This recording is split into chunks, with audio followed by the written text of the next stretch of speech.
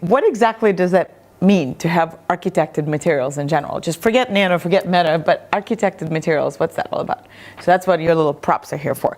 So with that, I'm going to get out of this particular talk, and I'm going to show you a different set of images. In fact, I'm going to show you these images without showing you what they are. Okay, good. Phew. That's what I wanted. I didn't want you to look at the bottom. You didn't see anything, did you? All right, good, good, good. I'm glad you're so honest. All right. So what I'd like to begin with is to show you some examples here. These are so-called cellular materials, and we're getting close to this concept of architected materials. Now, these are natural cellular materials. And how many of you know about materials in general? Because you're all physics students, but physics has so many different facets to it. So how many of you have a particular affinity for materials and material science? Oh, well, I guess that's why you came. Okay, great. Awesome. That's great. So these are so-called cellular materials, and these particular ones are natural materials, which means that, of course, they were evolved by nature, and so we humans didn't have much to contribute to these. So I invite you to tell me what you think these are. And those of you who peeked, of course, will probably already know the answer. So this one's probably the most obvious one. What's that one? That's right. It's honeycomb made by bees, right? So this is but look at the pattern here, right? So these are all hexagons, and it's all kind of periodically arranged, right? So the bees naturally just do this. Okay. Any other guesses for what the other ones might be? How about? Well, let me ask. Any volunteers? Maybe bones, maybe. Bones. Very good, actually. Do you know what kind of bone? No, that's very good. This is called a trabecular bone. So bone can be cortical, which is the outer part. That's the part that we all break. And then, hopefully not all of us. And then the spongy bone on the inside that's very open and porous, that's called trabecular bone. And so you can see how porous it is right here. And the size of the individual trabecula can be on the order of 300 microns or so. So that's what we all have inside of our tibia. And I actually tomorrow, depending on what everyone chooses, I might share a little more about our research on bone. So that's bone. All right. So far we've got 2 out of 5, 6. Any other guesses? But I saw that A was apple flesh. So. Oh, that's usually, you know what? That's usually the one that stumps everyone. So, all right. So this is apple flesh. So are you surprised? This is what you eat every day, right? Apple, yeah, flesh, like not the skin, but yeah. So many people are surprised by these. Okay. So also and these are so-called closed cell foams or closed cell cellular solids because they're not comprised of beams, but rather comprised of surfaces, right? All right, any guesses for B or C? B is maybe wood. Mm-hmm. What kind of, do you know what kind? That's absolutely right. It's actually balsa wood. So it's special kind of wood that's very, very lightweight and very strong. And so kayaks very often are constructed of balsa wood. And its close cousin, part C. Bamboo. Very good. Yeah. So they're both trees. And so you can see already that trees, of course, are very, very porous. And that's, in fact, that's one of the main reasons for why it's so lightweight and also strong. And then I guess we have one last one. So these two are kind of similar too, right? Yeah. So does anyone know what that is? It's actually a sea creature. It's called Venus flower basket. So it's a dried out sea cucumber-ish looking creature. And so you can see these are all have one thing in common, which are they're relatively periodic. They're very much cellular. They're closed cells for the most part and very open, right? So we're starting to think of in terms of architecture and in terms of lightweight. Now, what I would like to, and you can see already, you can read that natural cellular solids are able to create optimized structures because, of course, nature has had many millions of years of evolution to get to that point. And so they very often combine the high strength and high porosity simultaneously. Right? Now, we as humans tried to replicate that kind of thing. And so I'm going to yet again try to show this to you without revealing the answers. All right, here we go. Artificial cellular solids. Okay. We can do this. I think we're good, right? Let me see if I can zoom in. So, man-made architectures. Okay, good. Okay, I'm being very, very careful. All right. Oh, look at that. That really worked. All right. Now, all of these are not so natural. All of these were made by humans, right? Also cellular solids, and let's see how well we can do. So, any guesses for what each one of these things is? So, presumably everybody knows G. Okay, we're good on that. Now, that's a pretty famous architecture, the Eiffel Tower. Any others? What? That's a sponge? C is a sponge, you think? Is it bread? It's bread. It's a special type of sponge. It's bread. Yeah.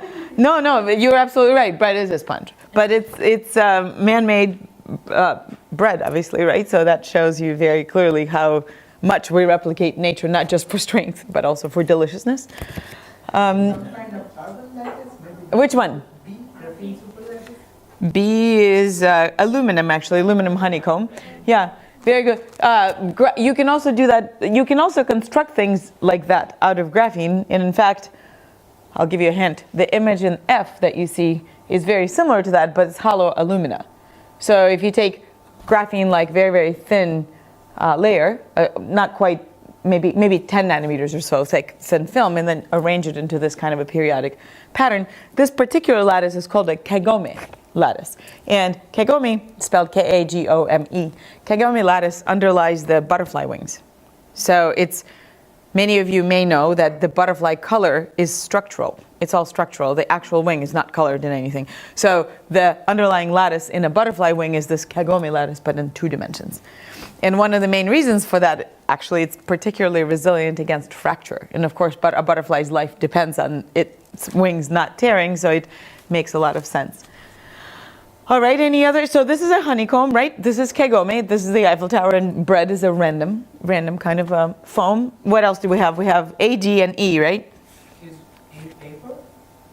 Close, actually. It's something as common as paper. Or, yeah, we use it in everyday life. It's a type of plastic, actually. Close. Fabrics and paper, right? All close. It's polystyrene.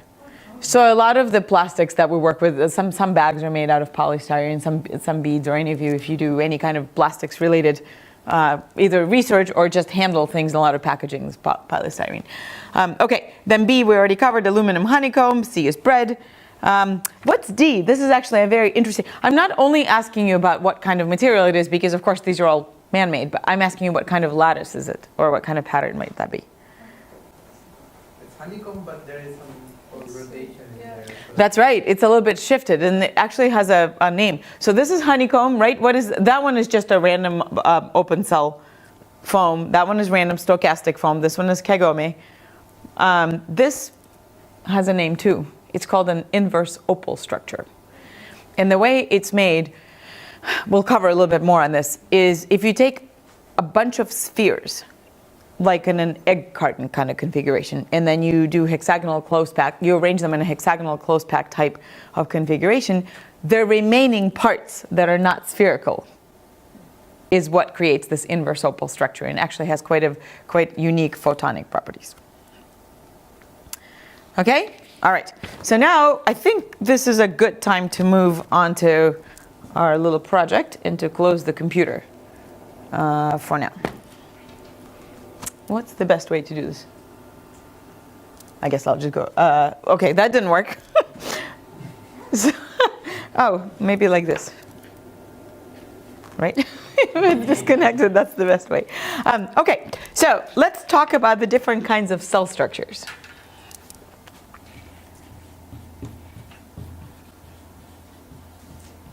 There are different ones. So the first one is a regular polygon.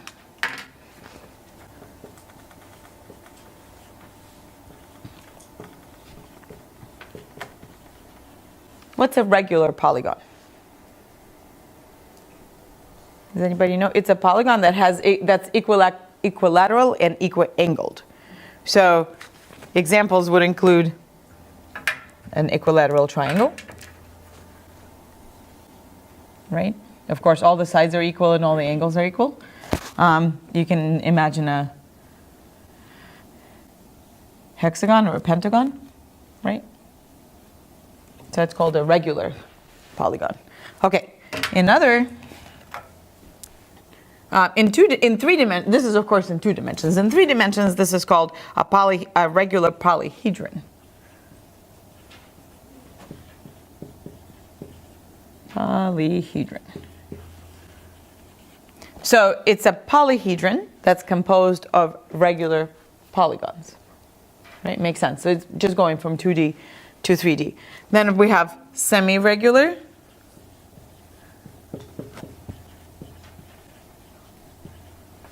polyhedron. So that's a type of polyhedron that's composed of 2 or more regular polygons. And then we have, so now just let's think about this. Can you fill up the whole space with these? Well, you could ask me, what are these? Or which kind? Well, and that's exactly it. So let's think in 2 dimensions for now. Can you fill up the entire, can you tessellate the entire space with equilateral triangles? Of course you can, right? Can you do it with the hexagons? How about the pentagons? No. Maybe not, right? Are you sure? Who just said no? Okay. You're not sure. You said no because intuitively speaking, maybe it doesn't work, right? Now, it was, how about squares? A square is another one, right? Very easy, right? You're all answering this very easily because it's intuitive. Now, can you fill up the entire space with soccer balls? Which would be an example of a semi-regular polyhedron. That's hard to tell, right? Can you fill up the space with cubes? Yes. Right. So some answers are more intuitive than others, right? So there's actually a formula. So this is called Euler's formula, and we're about to start doing this. Euler's formula that tells you this, that a polyhedron that has F faces, E edges, and V vertices is called convex when the following relationship holds. F minus E plus V equals 2. So this is the condition for convexity.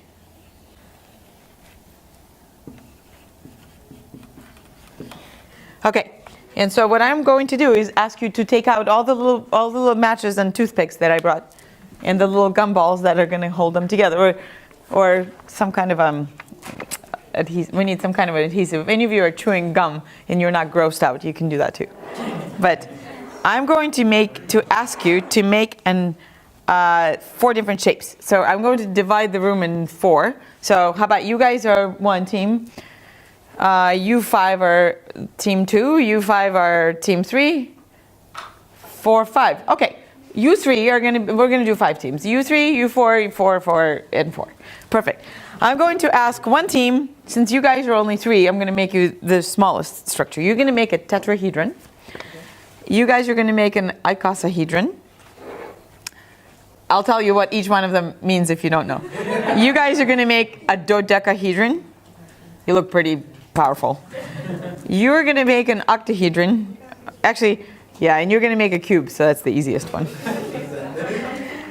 These are called Plato solids. So these are the 5 Platonic solids. Okay, I'm gonna tell you what those are. So the cube, you guys are set on the cube, right? Do you know what a tetrahedron is? So all equilateral triangles, right? Who was an icosahedron? That's you guys. So an icosahedron is when all the faces are made of equilateral triangles, and there are a lot of vertices. 1, 2, 3, 4, 5, 6, 7, 8, 9.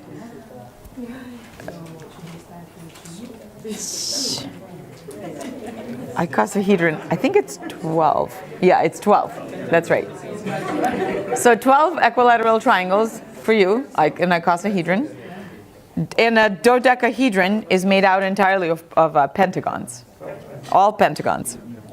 Octahedron is all equilateral triangles, and there are 8 faces. So the dodecahedron and the icosahedron ones are the most complicated ones. Yeah, you have to do it in 3D, so that's where the gummy things come. I gave 2 packages of gummies. Yeah, so I think you may have to split them. You can eat them later. First we need them for a lesson, and then we're going to eat them.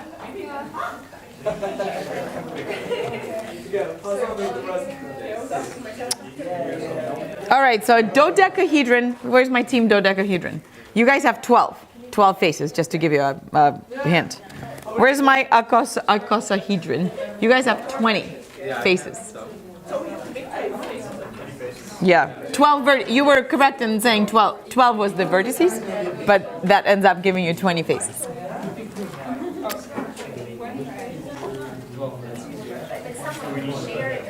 Yeah, I don't know if there are enough gummies. There should be now. You can split them in 2 maybe. Yeah, you can also chew gum.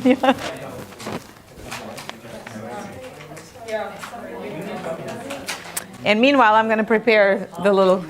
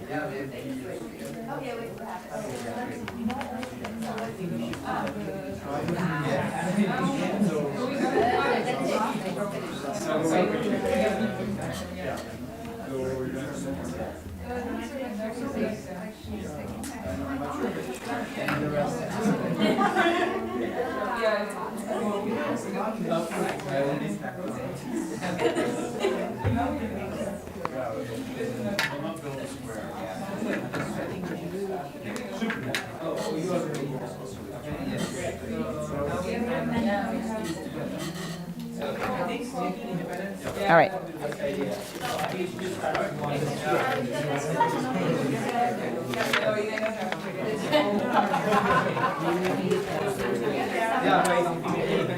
How are you guys doing? Hey, that's awesome. That's a definite tetrahedron. Did somebody chew gum? Well done. Well done. Awesome. Did everybody see this? That's a tetrahedron. All right, so tell me. I know, you guys had the simplest example. All right, so tell me how many faces it has. How many faces? How many faces? 4 faces. How many? Okay, hold on. Tetrahedron.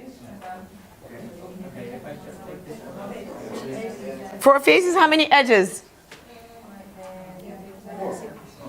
Should be a little more than 4. 6. And how many vertices? How many vertices?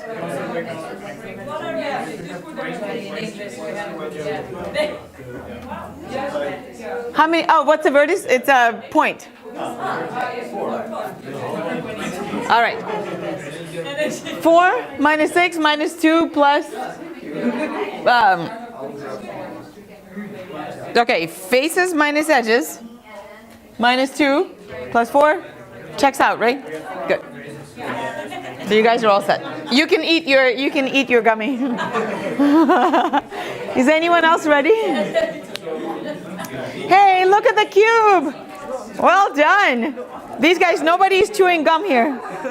Look at that. That's excellent. We're going to put them all next to each other and take a picture afterwards. All right, well done. All right, so tell me for a cube. How many faces in a cube? 6 faces, very good. How many edges? 12. All right, very good, right? Because 4 on each face. Sorry, yeah. And then shared. And then how many vertices? Points, yeah, exactly. 8, so 6 minus 12 minus 6 plus 8 checks out, right? So a cube also convex. All right, so these were my 2 relatively straightforward teams. How are all the other ones doing? Octahedron. Very well done. Oh. Yeah. Can we have 2 specs? Because yeah. Of course. Yeah. I actually had like an extra box for you guys, for whoever. Well done. Look at, can I hold it up? This is Team Octahedron. Did an excellent job. You know what's amazing is that your time really goes with this complexity. Like they were first, they were second, and you guys are third. All right. So octahedron, well done.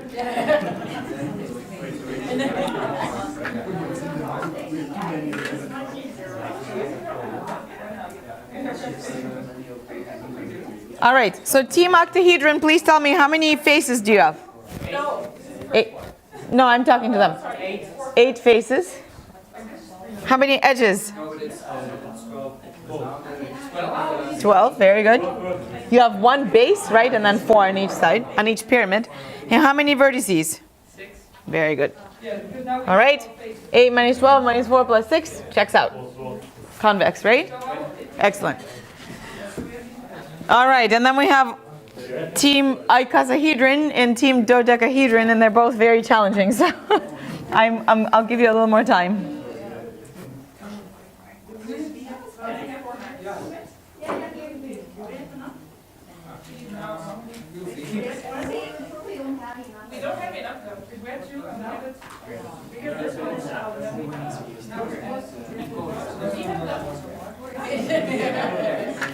You don't have enough.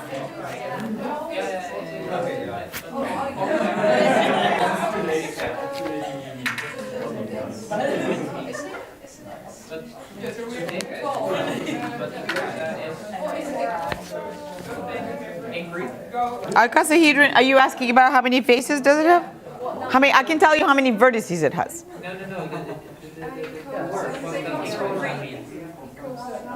Icosahedron? As in octa means 8. Octa means 8, yeah. That's right. Dodeca means 12, that's right. Icosa means I don't want to give it away for them. Yeah.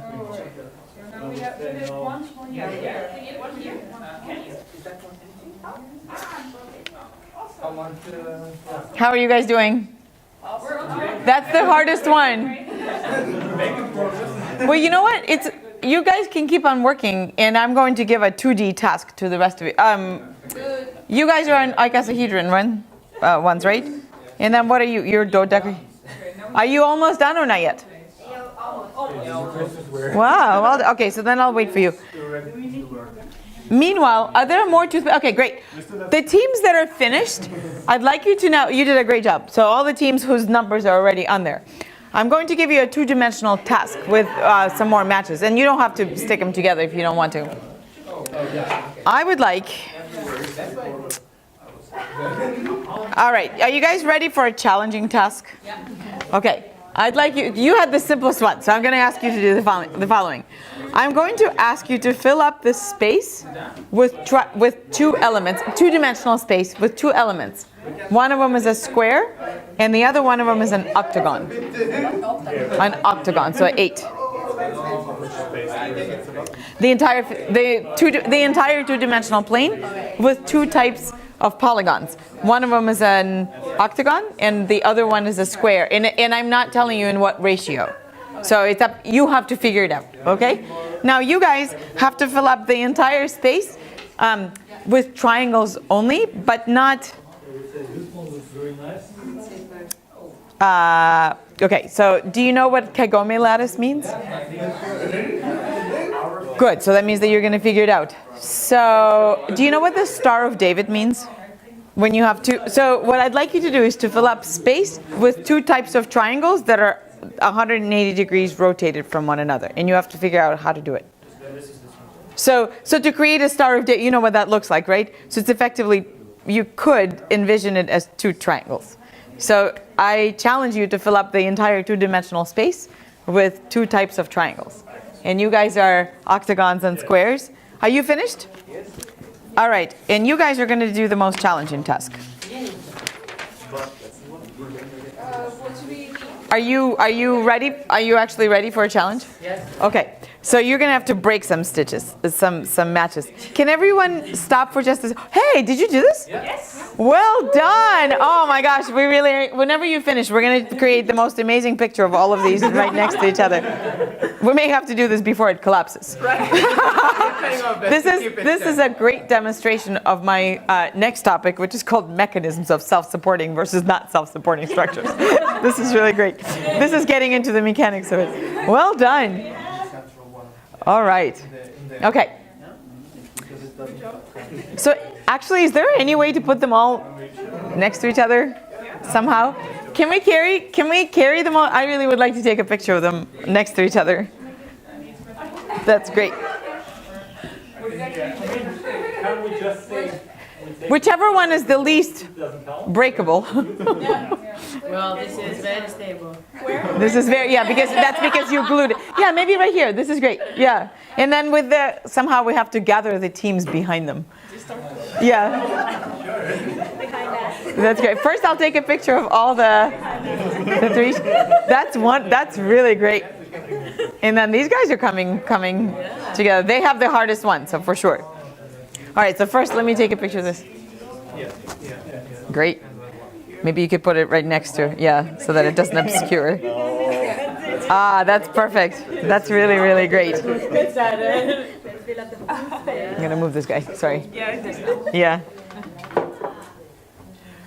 Maybe from here so that you can see they're three-dimensional. Perfect. And then we'll get all the teams once they're ready.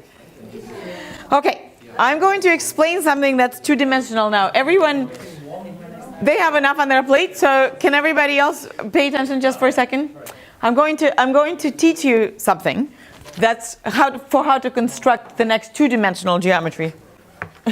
Does this thing not work? Oh yeah, it does. Okay. So you're busy doing 2D. Everybody who is doing a 2D pattern, can you just stop for a second? Because I'm going to teach you how to do the following Voronoi pattern construction. Has anyone heard of this before? What Voronoi pattern means? No. So Voronoi pattern means it's a methodology for how to construct an entirely random series of polygons that fill up the entire space. Okay, so the way it works is that we randomly distribute a bunch of points anywhere you want, and you can do it on paper anywhere you want. And then I'm going to challenge you to do it with your toothpicks. And then between each pair of points, we draw a line, and then we bisect it, and then we drop a perpendicular line to it. Now you take these 2 points, and you do exactly the same thing. Right? And you start looking for every pair of points, and you start creating the same thing, and the pattern that it creates is going to give you a completely random structure, etc., etc. Right? And then the most closed loop shape that's created by forming these bisects is going to give you this random arrangement of polygons that fills up the entire space. Right? You're going to run into a few interesting points for how to decide where they overlap. So for example, these would be the boundaries of one such polygon, and then you will see something interesting about this Voronoi pattern. So whoever is not working on, is everyone working on these? Are you done? Yeah. Oh, let me see. Oh yeah, very well, like the bathroom floor. Yeah. Very well done. Okay. Hey, is this an icosahedron? Maybe we should remove the central part. Something is. You guys, I think you are very close, but I think this guy is missing. There's one more bar here. Okay, yeah. Yeah. Otherwise, very well done. Impressive. Because if you don't put that bar in, it's not going to satisfy the Euler formula. But that's actually on the inside, right? This one, so it's not. Yeah, the inside normally doesn't count. Of course. Otherwise, how is that? It's only on the inside if you think of it as a closed cell structure, but it isn't. It's all beam based. Yeah. There are no surfaces on this one, right? All right, great. While this one is standing up, can we take it? Can we put him in? I'm not going to touch it because I don't want to be responsible. Good, it is rigid. Can you put him next to this? Thank you. All right, so let's go back to filling up our. Oh, actually, we didn't finish the dodecahedron either. All right, where's my team icosahedron? How many faces did you count? Well, the word whoever knows Latin needs to shut up right now. Greek. Oh, of course it's Greek. But the Latin people probably think it's theirs. No? 20, very good. 20. On the icosahedron, 20 right here. Yep, that's right. 20 faces, right? How many vertices? 12. Yeah, very good. I just wanted 12 to be your answer to something. All right, and how many edges? And they each count, the internal and the external. Well, it's still there. You didn't hand it over to never see it again. Or you can assume the dialer from the I think it's quite good. Hey, you are definitely onto. And you moved it out there? Take a picture. I'll put it back.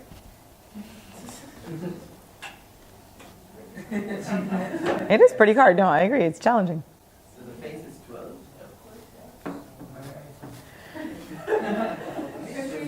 Count how many gummies we have, and then like per gummy, and then 12 gummies. Okay, and each gummy, all of these are 5. Oh, but then there's also one missing here, right? Next there. Or not?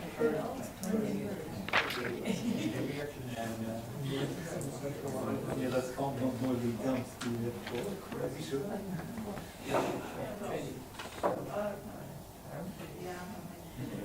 Are we still counting?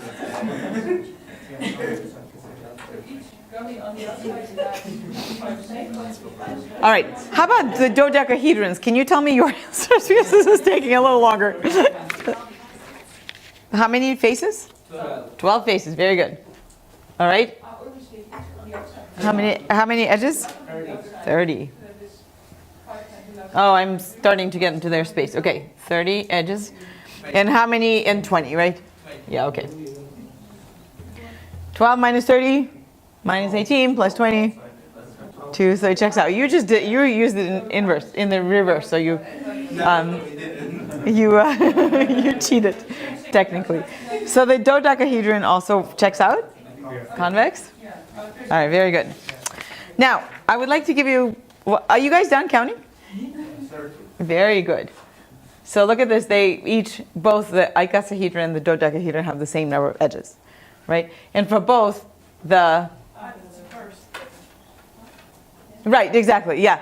It's the inverse of one another. And so you can see that minus 10 plus 12, of course, still checks out, right? So all of these are examples of convex polyhedra. Thank you. Oh, I can't wait to take a picture of all 5 of them. Thank you, guys.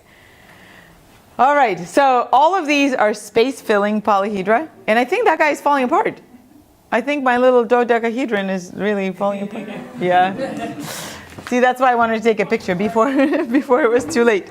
That's actually an example of mechanics, of the mechanics topic that we're about to introduce. I just want to cover some cellular solids first. All right, I would like to give you a more formal definition of the Voronoi pattern. I was trying to keep you occupied, but now let me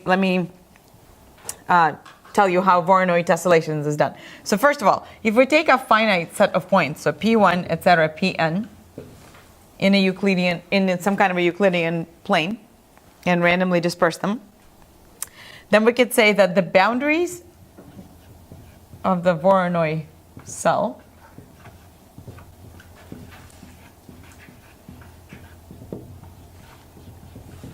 are equidistant to 2 nearest sites.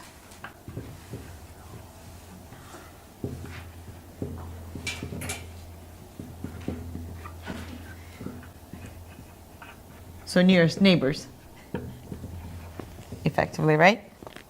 Now the vertices are equidistant to 3 nearest sites.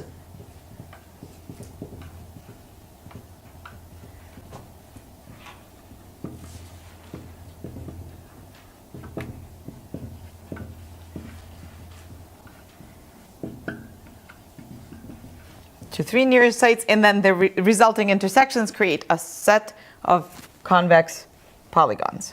So the first thing to point out is that the boundaries have to be closest to 2 nearest sites, right? And the vertices have to be equidistant from 3 nearest sites. And this is where the bisects are going to come into play, right? So the points, the original points here were randomly dispersed. So this is your P1 through Pn.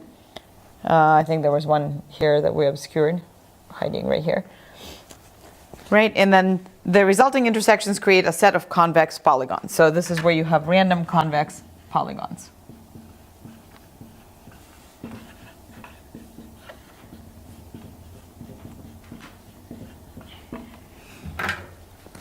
So, does everyone start to see why we were drawing the bisects? So this vertex, for example, is going to have to be, I didn't draw it very precisely, but this point is going to be equidistant from these 3, right? And so that means that it's kosher for it to be a vertex in a Voronoi construction, right?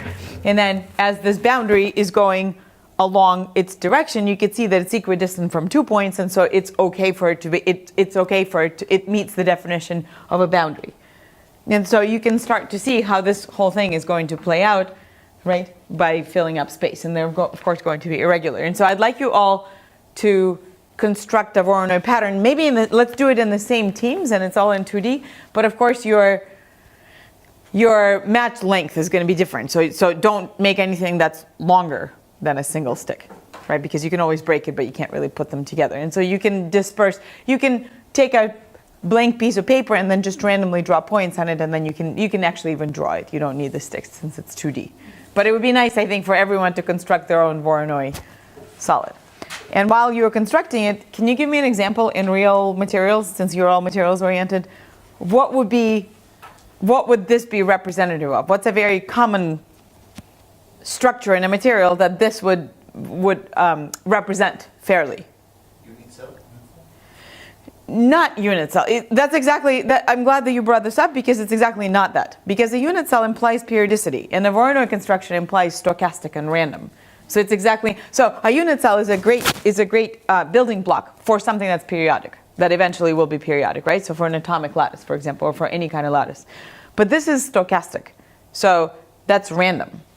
So what do we have in materials that's random, that's but also kind of shaped like a polygon or a polyhedron? This is the methodology to construct a Voronoi pattern in 2 dimensions. Of course, you can imagine you can also do the same thing with planes, right? With bisects and then creating surfaces and create a Voronoi pattern in 3 dimensions. And so in a real material, this would be representative of what? That's the question that I was trying to ask. They have to be inorganic. You're absolutely right. They're grains. Yeah. That's exactly right. These are grain boundaries. And this is exactly how in atomistic simulations and molecular dynamics simulations, for example, polycrystalline metals are made this way.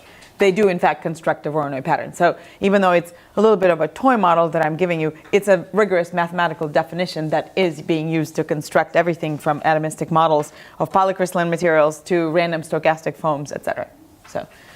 So I think it would be a neat exercise for all of you to try to create a Voronoi construction pattern. And I think while you're doing that, I'm going to show you different examples of things, of cellular solids that are too hard to draw on the board. All right, I'm going to go back to the computer. You guys can be doing all this in parallel with listening to it. Did it turn off?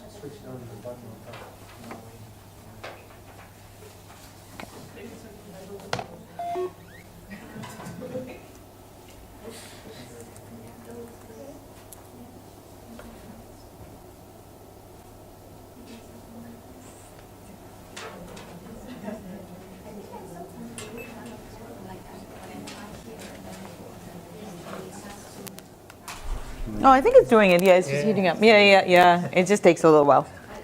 Thank you. Great. Oh, awesome. And this is my chance to take a picture. All right. So if you look at the screen right now, you will see not nearly as beautiful renditions of the structures that you made. And I'm going to take a picture of all 5 of them. And then at the end, maybe we'll take a picture with all the teams that created them. This is so great. You're going to be prominently featured in all the pictures. Yeah.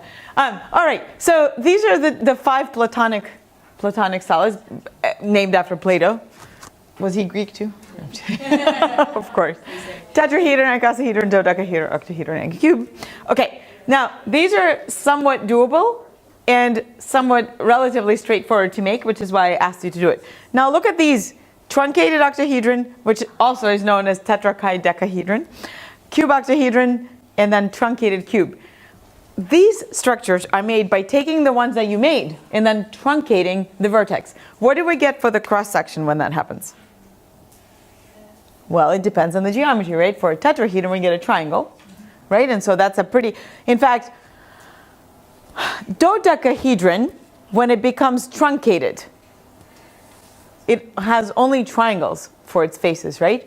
And so you're going to end up with something that looks a little bit like an icosahedron, right? And then when you truncate an octahedron, what cross sections do you have? Octahedron when you truncate it. Flat shape. Square. That's exactly right?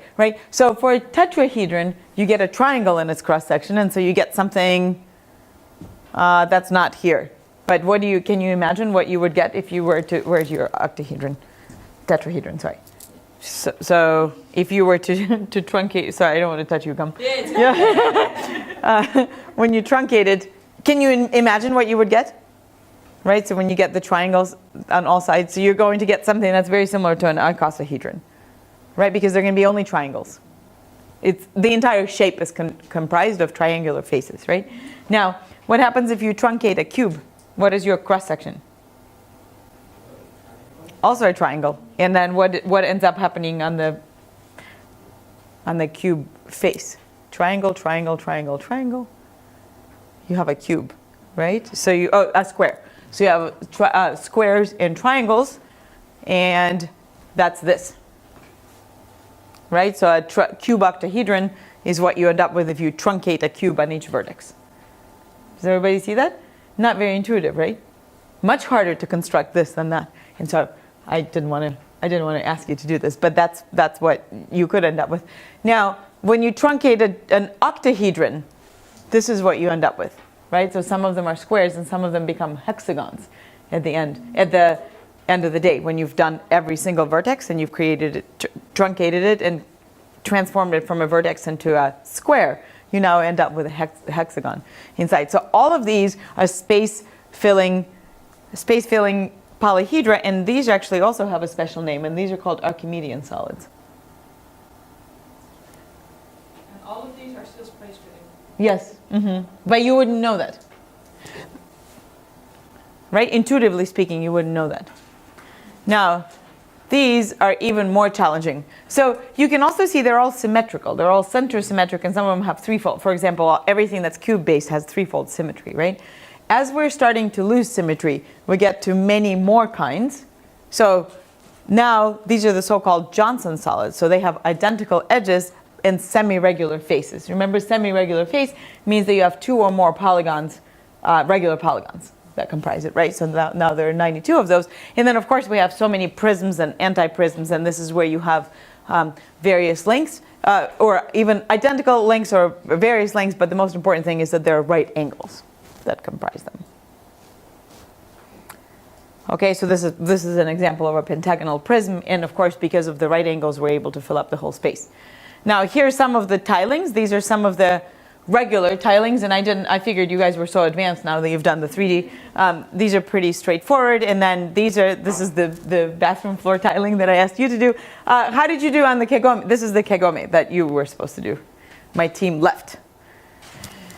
You didn't get very far with that? That's okay. This is what a kagome lattice looks like. This is what the butterfly wing looks like on the inside. And there's right, here's the Voronoi construction that you were supposed to do. And then this is how you construct a Voronoi pattern in 3D.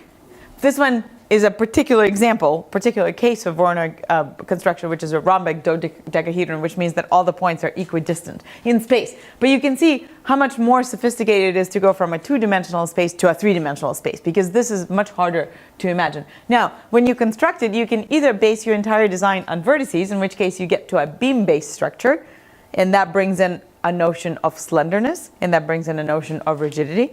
Or you can make a surface-based structure, which is what I think you guys stumbled upon, right? That you can count things on the inside. They're only on the inside if you have surfaces that bind them, right? So if they're beam-based, there's nothing on the inside. So that's another example.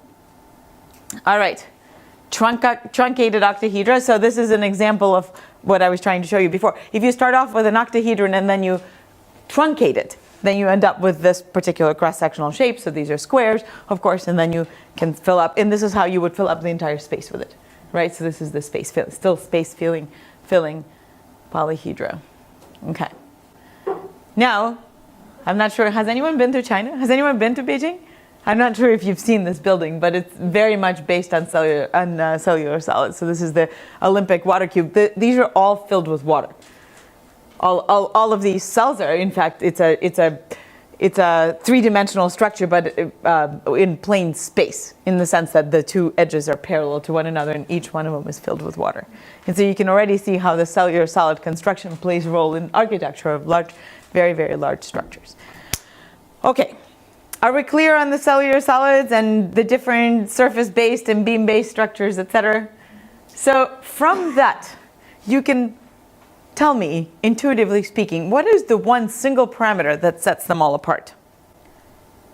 What would be a figure of merit, so to speak, that quantitatively defines them in their unique space?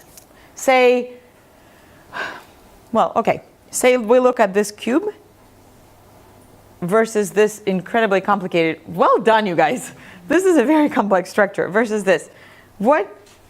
So obviously geometry is one of them, right? The particular unit cell architecture. But what is the next quantifiable figure of merit that sets them apart? That's exactly right. And it's called relative density. So the geometric parameter that defines these, all of these, is called relative density. And that's what I'd like to focus on next. So going back to the board. How did you guys do with your Voronoi patterns?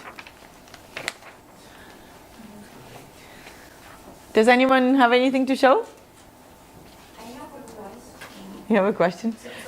Sultan, can I ask the photographer person over here? You've got to take a picture of this. They created this. This is really awesome. Except your, do you guys want to fix your dodecahedron? Yes. Really quick? Well, you do it. I don't want to be responsible for it. Look, they created No, they have to hold it up. They made them. I didn't make them. How about we pick a person from each team and you guys hold up? Yeah, I think you may have to do the. Jenny's gonna have to hold up her own gum, and then everyone. Yeah. How about we have each student? Can we have a student from each team come hold up their shape, and then you can take a picture? Yeah. The group. Oh yeah. A group. Yeah, come here. Yeah, that would be great. Because look, they constructed all of them. With the toaster. Yeah, for the poster. The whole team. I want to do that too. The whole team is Or I think with the whole team, it might be a little too crowded. Yeah. So we'll do our representative, and then we'll do the team later. Yeah, nice. Bit closer. Oh, I want to take a picture. You stand next to it. No. I'll stand next in the next one because I want to take. Where's my fit? There should be 5. Where's the cube? Yeah, cube. We need a cube representative. I thought the diversity problem in physics was different. Yeah. Diverse? You guys are pretty diverse. This is good. Excellent. All right, now we can do it. Now hold up your structures. Yeah. Awesome. All right. Now I'll come with you. I'll come stand in the center. So not to break, I'll break the symmetry. Thank you. Awesome, thank you. I'm so glad you made these.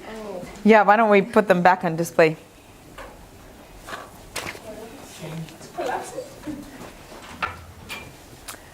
All right, so just like we discussed, the figure of merit that can be quantified that sets them all apart is called relative density.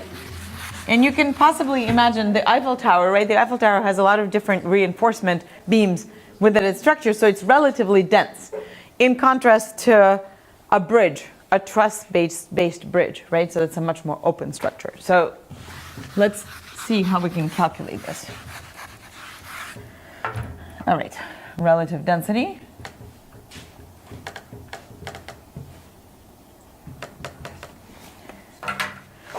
Okay, so relative density is denoted by a letter rho, of course, and it's very simple. It's volume of a material divided by volume of the unit cell.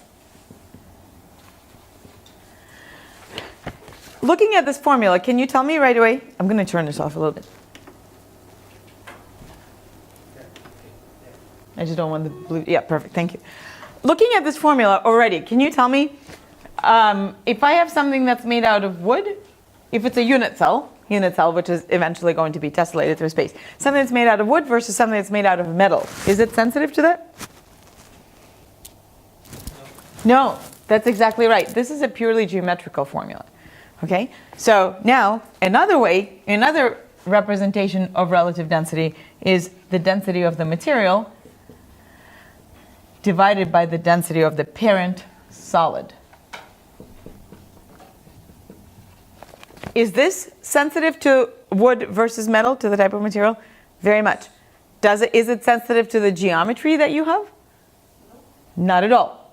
Exactly. So two different ways to represent a relative density. For example, if you have a stochastic foam like bread or your yoga mat or something like that, you wouldn't have anything periodic, so you wouldn't have the notion of the unit cell, right? So instead, it's a much more reasonable and much more accurate way to measure relative density as the density of the material itself, right? And you can imagine a sponge, you can just weigh it and know its volume, and so you know its density.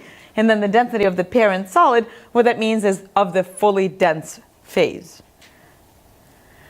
Does that make sense? So if you have a nickel foam to scrub your pots and pans, this would be the density of just the nickel, the fully dense nickel, and this would be the density of the actual foam because it's insensitive to the geometry.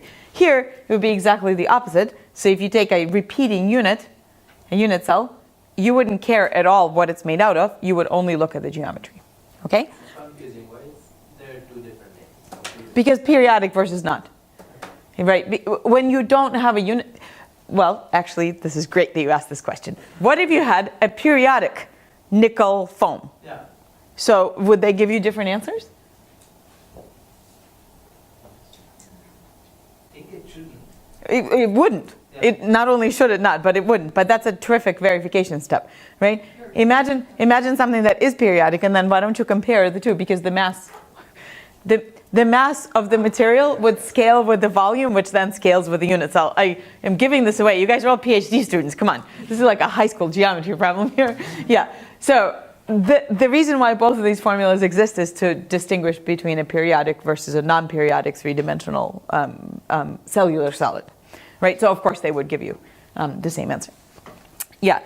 Okay. So now what we're going to do is actually calculate a relative density for a two-dimensional cellular solid, but we're going to look at it in two dimensions at first. We're going to take bars with like your toothpicks, something like this.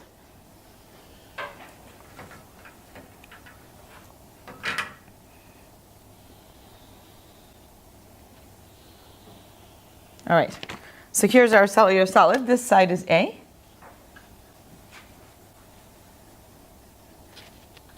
If this side is A and this one is also A, what does this side become? Yeah, these two are equilateral triangles, and this is half of that. I know it's late. It's another Greek, Pythagoras. I'm sure Pythagoras was Greek. Right. We couldn't see which of the. Oh, I'm sorry. This side is A, right? This side is A. And both of these half diagonals are also A because it's an equilateral triangle. So I'm asking, what is the length of this guy? 2A. Not quite. 2A is the hypotenuse. It's close. It's a little less than 2A. Root 2A. Not quite. That's right. Thank you. Wow, it really is late, huh? For Pythagorean, it's too late. A root 3. Very good. Right. So now, of course, now we have the dimensions. Now let's make this out of real two-dimensional bars. So they're going to have the length A and then also a certain width to them. So, okay, let me make another drawing. So we're going to have this guy. Bear with me here just for 1 second. We're going to have this guy. That's the bottom guy. We're going to have this guy. And we're going to have the one in the middle. Right. The boundaries are not participating because this is well, they're okay. The actual solid that we're trying to create is only the triangles. And so this is a boundary of a unit cell, but it's not a bar. And the unit cell goes exactly in the center. This is it's a triangular lattice. So does everybody see that if we were to put the bar in here, it's going to kill the triangular pattern?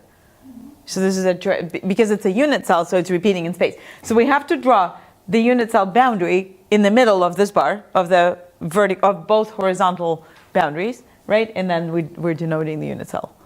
We're defining it as such. Okay? Now, each bar has a length A, just like we said here before. And each bar has a width W. All right, so let's calculate the relative density. Well, so what do? First of all, I'm telling you that there is a unit cell, right? Which means that we can just use the geometrical formula, right?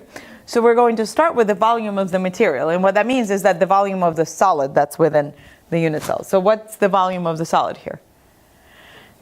It might be useful to count how many bars we have. No, I think it's a little more than 3. 6. That's exactly right. We have 1, 2, 3, 4, 5. No, hold on. This is a full bar. 2 of these are also just one full bar because we're only counting half of them, right? So that's 2 and then 3, 4, 5, 6. Yeah? Everyone's on board here? Okay, 6 AW.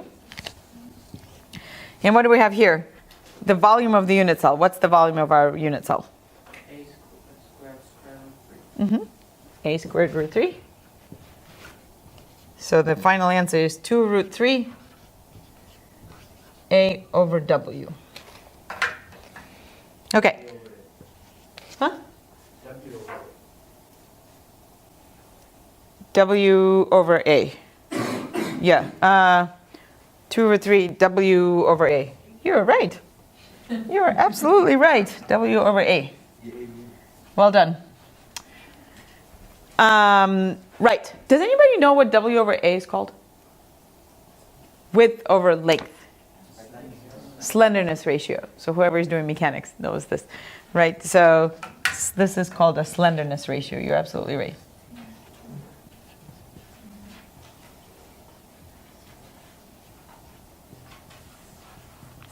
All right. And then there's something that we're kind of neglecting here. So if you look at it very carefully, this is a great estimate in a great idealized problem, but it's not accurate. The overlaps, that's exactly right. And this is where a lot of trouble arises from, actually, as you will see tomorrow. These areas, we're actually triple counting this, right? And then all of these nodes, right? So it turns out that this is actually a very complicated problem, and you can't really solve this analytically. So the best way to represent this would be to offset it. So we would say the relative density will be 6 AW minus something on the order that's roughly proportional to the W squared. That's how we would account for the overlap. And so, of course, this is a square root 3. And this is going to give you 2 root 3 w over a minus some constant c w over a squared. So in the end, in many of these beam-based cellular solids, everything is proportional to the slenderness ratio to a particular power. And this is something that's going to keep on coming back to us. All right, now that we did this in 2D, are you ready to do this example in 3D? This is a little bit more complicated, but we can do this. We're going to look at an octahedron structure with cylindrical bars. So where's my octahedron? Right there. So you can use that as a reference. We're going to need to use it as a reference, unless you have an amazing sense of imagination. All right, let's do this.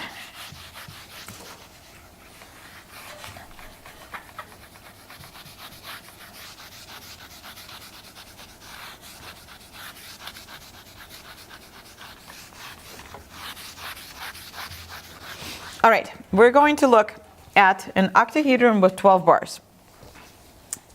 Right, so this would be a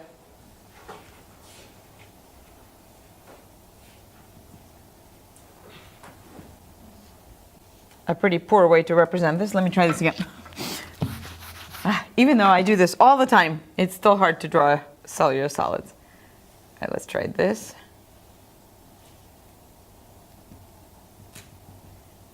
Okay, that's a little more like it. Okay, an octahedron with cylindrical bars, right? So let's try this in 3D. These are the cross sections. That one is going to have this kind of a cylindrical cross section be connected by one. There's one behind it.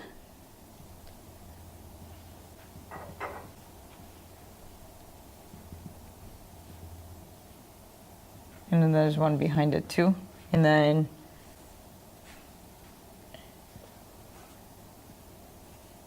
you can see how complicated these nodes are, right? The intersectors, they're complicated in terms of everything. They're actually trouble in terms of the mechanical properties as well. And there should be one more coming. So here it is. Now we're going to call the width be 2r, because of course this is a radius. Each beam has a particular radius, so we're going to call the diameter or the width of each bar is 2r, and there's still going to be, now the length is going to be L. This is a more representative way. Okay, are you guys ready to do this?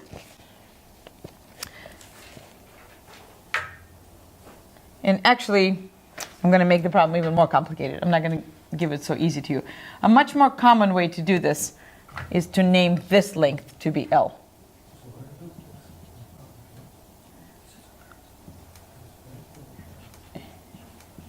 So looking at your, where's your octahedron? Right here. That's your octahedron. So this is length L.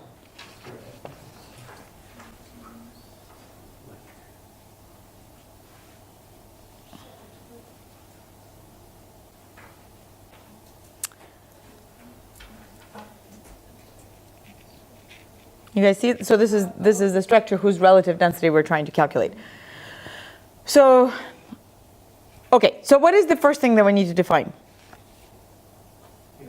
The unit cell. What's your name? Udit. Okay. Because you keep on answering questions, and I feel like I'm just saying you to you. Okay. Udit is absolutely right.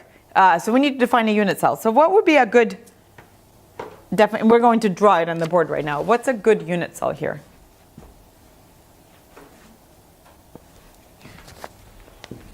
Would anybody like to volunteer and draw it on the board? I'll hold it up for you. It's a little bit trickier than you may think. How many of you know crystallography or have ever taken crystallography? Yeah, think reciprocal space and lattices. What would be a good, what do these all represent in a particular very well-known cubic structure? I'm going to be very impressed if you guys know this at 9 p.m. At almost 9 p.m. Can you repeat the question? It's actually, yes, absolutely. They're Bravais lattices, right? So in real crystals, they're crystallographic. There are 14 Bravais lattices, and some of them are very, very, very common. So a lot of metals have a particular FCC, and what do these serve as? What is each vertex in reciprocal space? Each vertex here would be a face center, right? And so the unit cell, none of these vertices represents a vertex in a unit cell because they're all mid-planes. They're all face centers. Does that make sense? Okay, so maybe L is not the best way to represent it. So that's great. Well done. So what these represent are face centers in a face-centered cubic lattice. That's exactly right, which means that if we were to define a unit cell, it would look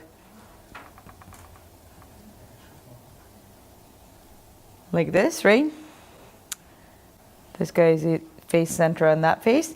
This guy is a face center on the front face. That guy is a face center on the opposite face. And this guy is a... So that's our unit cell. It's a little bit skewedly drawn because I'm doing it on the board for you. But hopefully everybody sees that this vertex is the face center of the topmost face. This is in the back, this is on the bottom, on the right, and you can see it, right? So what makes sense to define?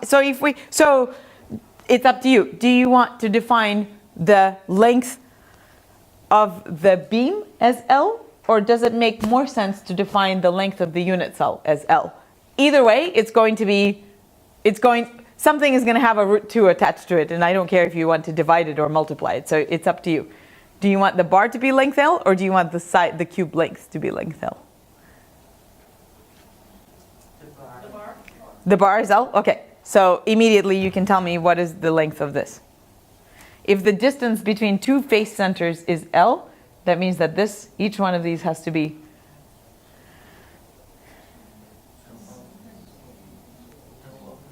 L over square root of 2 is a half length, right? So L root 2 is the full length.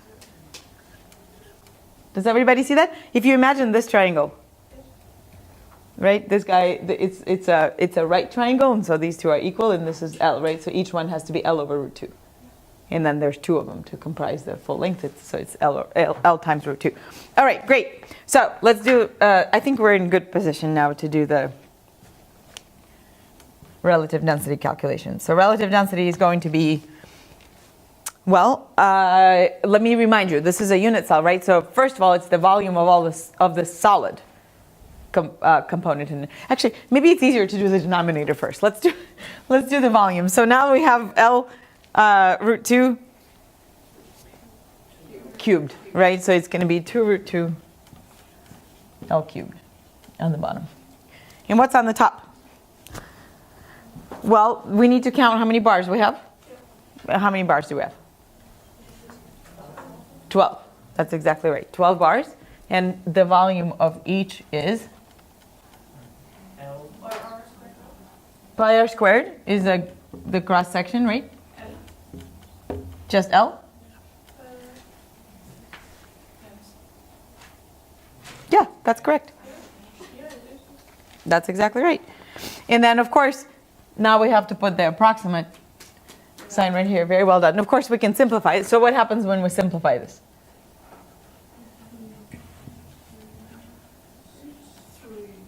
So 6 pi over root 2, and then we have r squared over L squared, which is easier to represent as r over L squared, which is, again, the slenderness ratio. Does everybody see that? And of course, this is approximate because there's a lot of overlapping area now that volume is actually significant. So what I would like to, yeah. Do any of you use SolidWorks?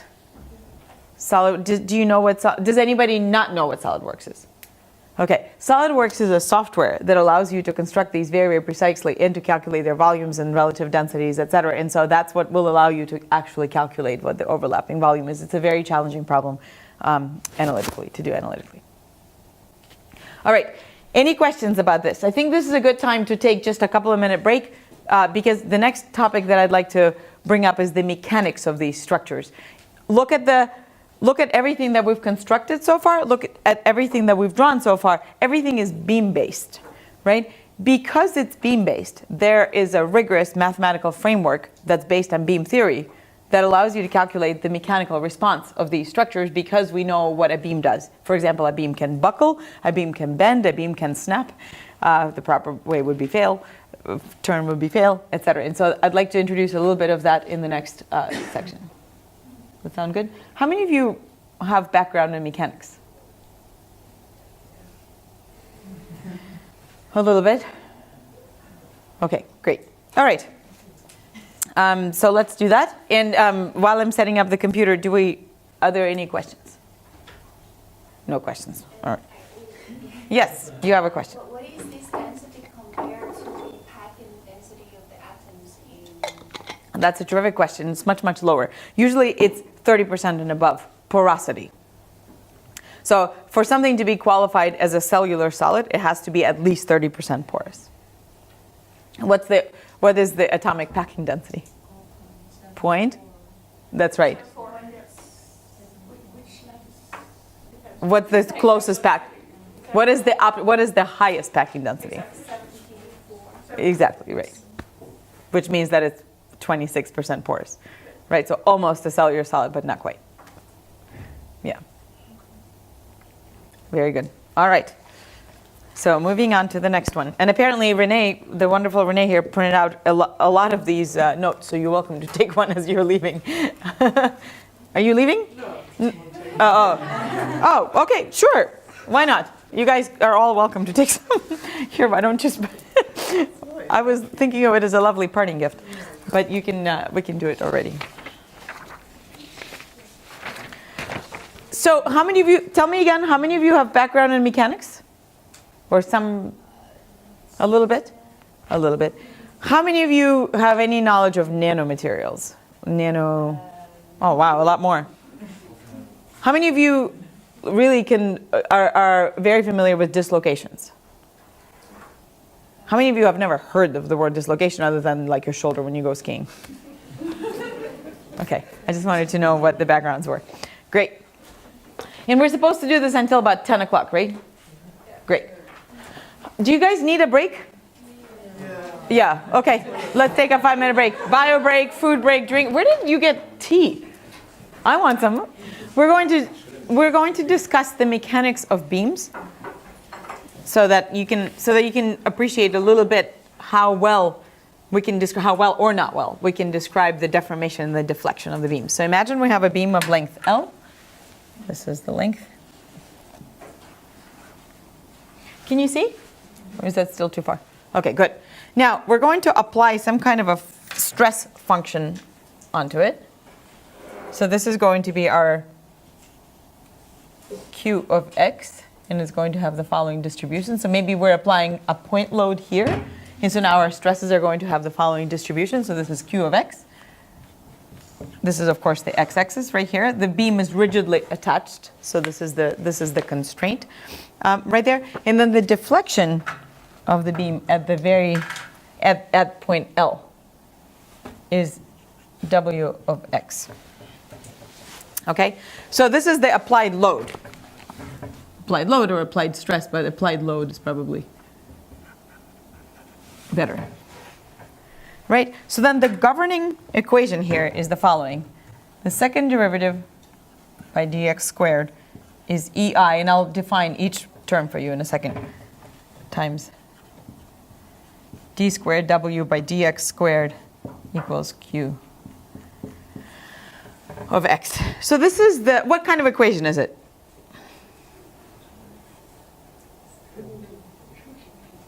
Well, we have second derivatives. Right? Second order derivative. So first of all, it's a differential equation, right? Is it a partial or a full? Full, and it's pretty ordinary. ODE, ordinary. ODE, it's an ODE. So the governing ODE is the following. Now here, the E is the modulus, Young's modulus.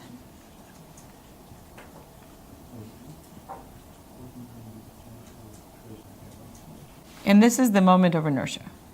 You probably already knew that. All right. So where do the material properties come into play? if this beam were made of steel versus made of wood, how do we differentiate between the two? Just through the Young's modulus. And then where does the geometry of the beam come through? A circular cross-section versus square cross-section, triangular, through the moment of inertia. That's exactly it. So if you, perhaps you would agree, that's a pretty naive way to represent a true material response, right? So Young's modulus implies that your material is isotropic, right? That its properties are exactly the same in every direction. It also implies that it's homogeneous and that there are no defects or inclusions, right? So it's a pretty rudimentary way to represent a beam. But because we're operating in the elastic regime, this is elastic only, it generally does a relatively okay job. And then the eye is a very good way to account for the geometry. Now, there's another point that's important. Okay, so actually, first of all, let's define the eye. So the eye here, because it's an aerial moment of inertia, and this is the x-axis, we're looking at this kind of a cross-section, and so it's I sub y, and so this is a double integral of z squared dy by dz. So if we're dealing with a circular beam,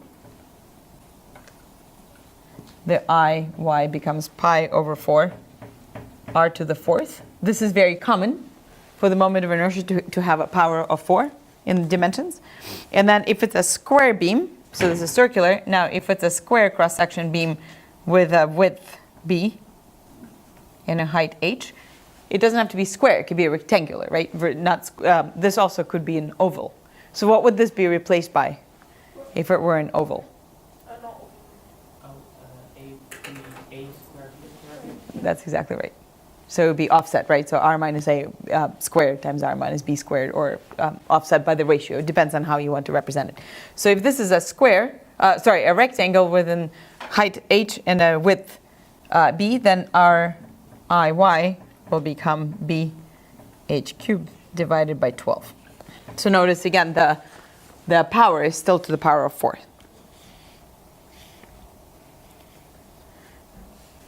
Okay, now this is the load. This is the moment of inertia. The Young's modulus is generally just a constant. So how does the stress vary across the beam? Well, the stress, first of all, imagine a beam. We're applying a load to it, right? So we're bending the beam. So what can we say about the top portion of the stress in the top portion of the beam and the stress in the bottom portion of the beam? They're opposite in sign, which means one is compressive, one is tensile, right? The one on the top is tensile because we're stretching it more. The one on the bottom is compressive, but the stress has to be continuous. So that means that there must be a plane within the beam. It's called the neutral plane, where the stress is 0, right? So somewhere over here, this is a so-called neutral plane.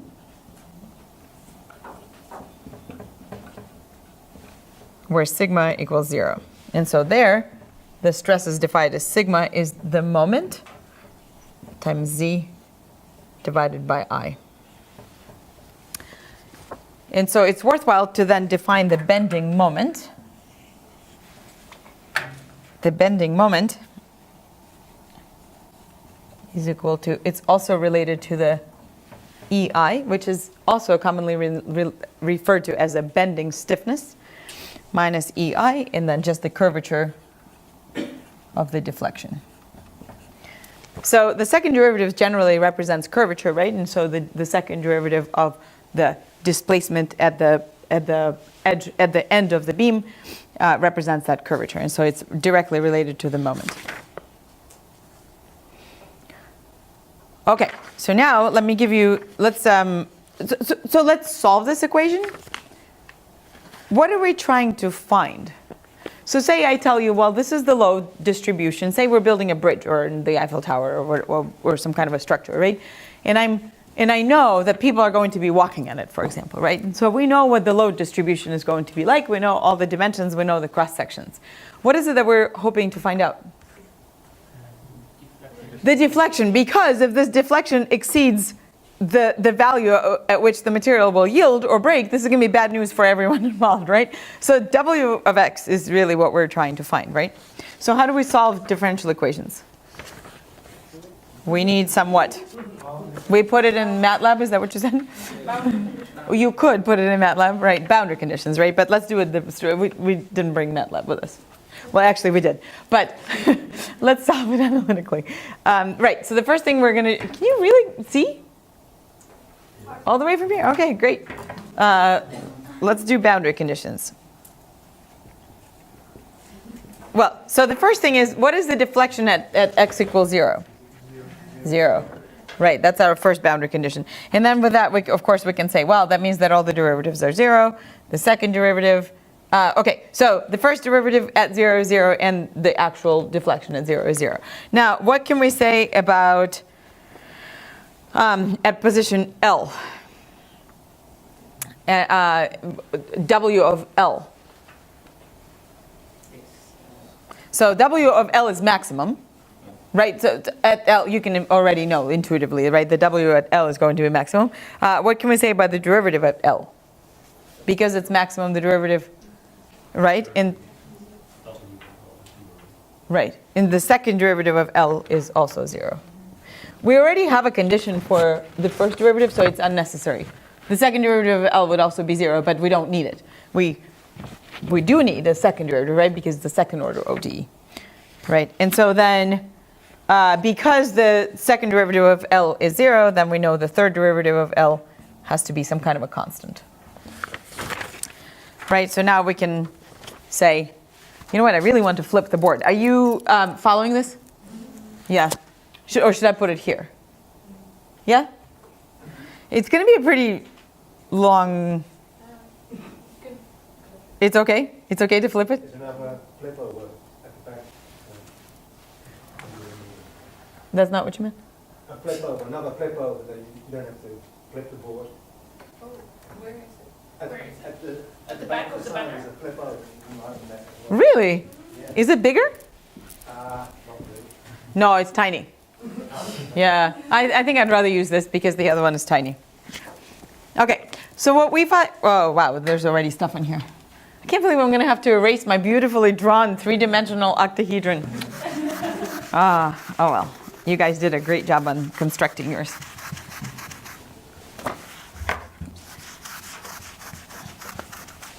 All right. So what falls out of this equation is, first of all, that the maximum deflection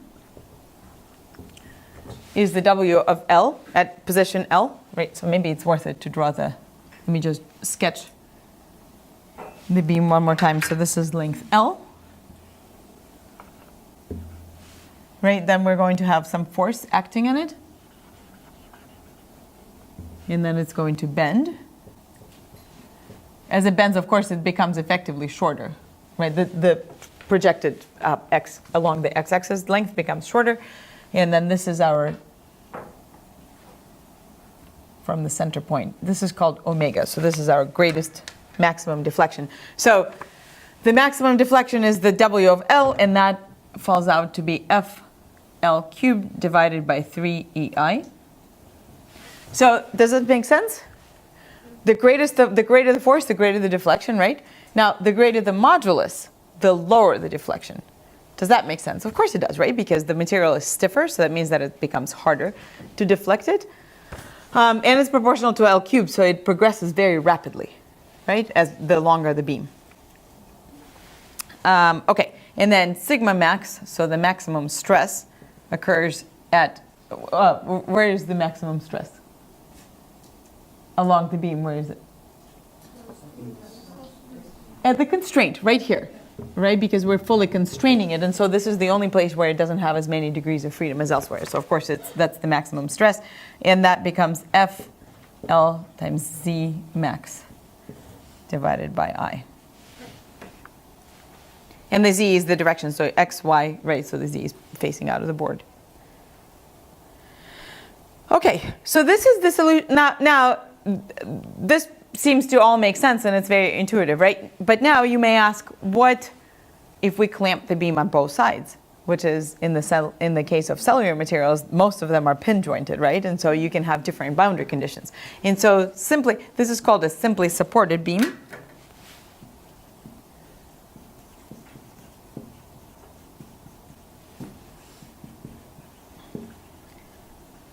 And a simply supported beam would have something like this. So you now have these rollers. or wedges, 2 wedges. And the beam is sitting between spans between them. And we're applying a force here. It doesn't have to be in the center, but this is where you would apply the force. So this is called a simply supported beam. And here we have the conditions that the W at 0 and the W at L are both 0, right? Because we're not displacing the beam on either end, we're only displacing it in the center. And then we know that the second derivative at 0 and the second derivative at L is also 0.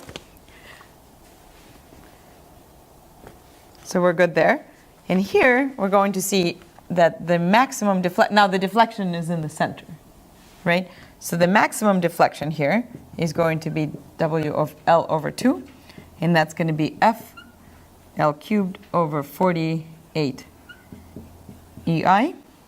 And then sigma max, we'll discuss these in just a second, is going to be sigma of L over 2, and that's going to be F L Z max over 4I. Okay, so let's look at these two and compare them. So in a cantilever type beam, this is our maximum deflection. And in the simply supported beam, this is our maximum deflection. So which one is greater? The cantilever, right? So intuitively, does that make sense? You can displace the end of a cantilever much, much farther than you could if your beam were supported on both ends, right? And specifically, it's by a factor of what? 16, right? So 16 times greater. Is that intuitive?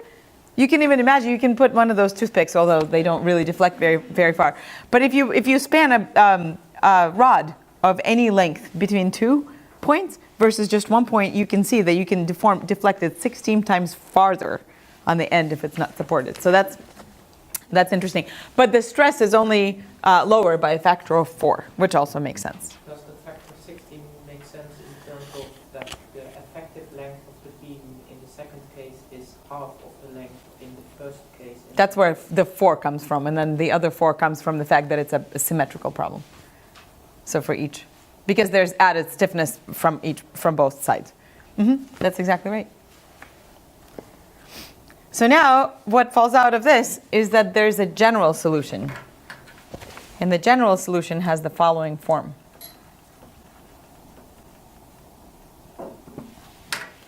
The general solution is W of x is 1 over EI. You can see that there's this persistent terms 1 over EI because of course that's the stiffness of the beam and everything has to be related to that. And then here we're going to have 1/6 C1 x cubed plus 1/2 C2 x squared plus C3 x plus C4 plus a quadruple integral of q of x dx to the 4th. Now let's see. Do all the units check out? What are the units of I? Let me see the definition of I. The power of 4, right? The length to the 4. Length to the 4th power. Exactly. So meters to the 4th. Okay. And what are the units of E? No, it is not unitless. Pascals, that's right. And what are pascals? So, okay, hold on. This guy is meter cube, meter to the 4th, for example. And E is pascals, so that's force divided by area, right? So Newton over meter squared. And what's a Newton? Kilogram meter per second squared. Per second squared, and so we already have a kilogram meter per second squared, and then there's meter squared, so it's over a meter here, right? So this, and it's over, right? So this is proportional to 1 over meter cubed. Great. So 1 over meter cubed. So this guy checks out. Does this guy check out? Hopefully C2 had better have some units that work out with the meters here, right? Yeah. So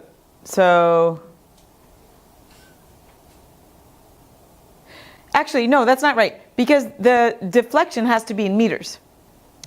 right? So we have to have, this has to be over, we must have messed up somewhere in here. It's force per meter squared, right? So in the end, the W of x has to be in meters, right? So all of these constants have to have the appropriate units to make sure that it's, so what I'm trying to point out is that C1, C2, and C3 are not unitless constants. Okay, so that's, in the end, it all has to check out so that each term is proportional to, each term is in terms of meters. Okay, so that's our general solution. And the reason why we derived this solution is because we now have the power to solve something very important. What do we want to prevent the beam from doing? So you can do it with the toothpicks, right? Breaking, exactly. You can, if you subtended across 2 points and then push on it hard enough, it'll fracture, right? We don't want that to happen with anything. With a steel beam will yield. It may not fracture, but it'll yield and it'll stay in that configuration. A wooden beam, of course, will fracture. So what is that phenomenon called in a beam? What do beams do? Or straws, or anything that's a beam, either hollow or monolithic? Buckle. That's exactly right. What this allows us to do is to calculate a buckling criterion. And that will become very, very important in the lecture tomorrow. So all of these cellular solids, in fact, when they deform, first, they do so by either fracturing of the beams or buckling of the beams. And so this is a very important notion in all, in all of mechanics, first of all, but also specifically relevant to the cellular solids.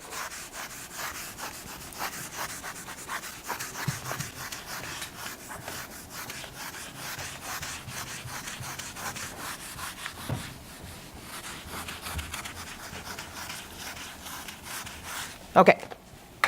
Whoops.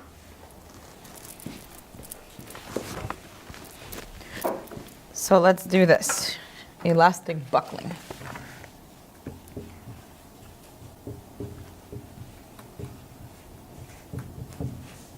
So in this particular lecture, we're only going to focus on the elastic buckling. Of course, buckling can be also plastic, and there are different forms of buckling. In general, buckling is an elastic instability. What would be the physical argument for buckling as a phenomenon? How do we justify that? What does that lead to?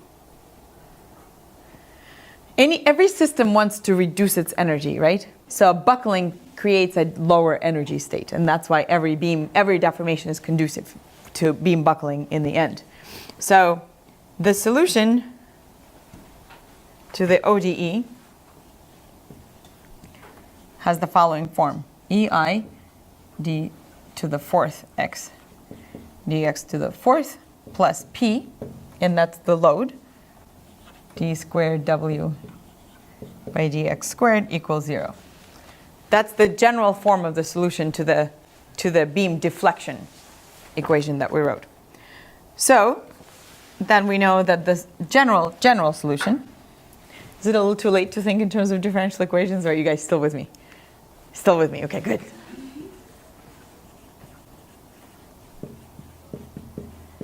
See, I'm not asking you to solve any of them, I'm just giving you the solution. So general solution is this. W of x is a sine kx plus b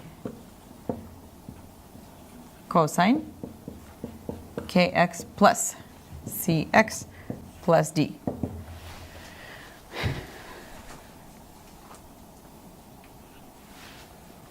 Okay, first of all, does this make sense? So our deflection is going to have some kind of a sinusoidal type shape, right? So this is where both the sine and the cosine come from. And then it's going to have a linear term because it needs to have the ability to build up across the length of the beam, right? Okay, now let me give you what the k is. Now k is a constant, and it's a square root of p over ei. And p is the same as the force. So force. Force, or sometimes we call that load. So a point load or a load in general. Now, if you look at your toothpicks and you bend it, how will it buckle? What's the geometry? The middle part will bow out, right? So it'll be much more similar to the second case that we considered, right? So let's see, there are different configurations. So here's our here's our rod. Things buckle. Okay, let's use the toothpick example, right? So here's our rod of length L.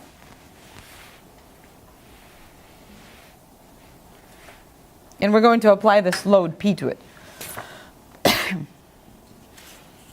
It's a uniaxial load, right? So we're just pushing at it. Why don't you all try it? I'd like you to try it. Take the toothpick. Look at that. So, the model student here already did it. But you can all try it. You can use your cup. You can use the table and the cup. Just make sure whatever it is that you're using is kind of massive, because otherwise you'll pierce through your finger. So don't use your finger. So you can use your cup, you can use the saucer, just use something that's massive. Or a bottle, something like that.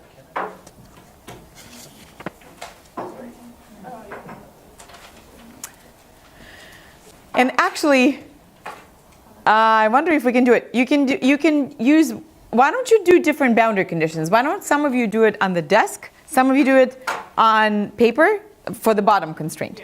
Some of you do it, like you can all use the saucer or the cup to apply the force with. But for the bottom part, you can put some of them on paper, some of them, can you put it in the sticky gummy thing? Like this?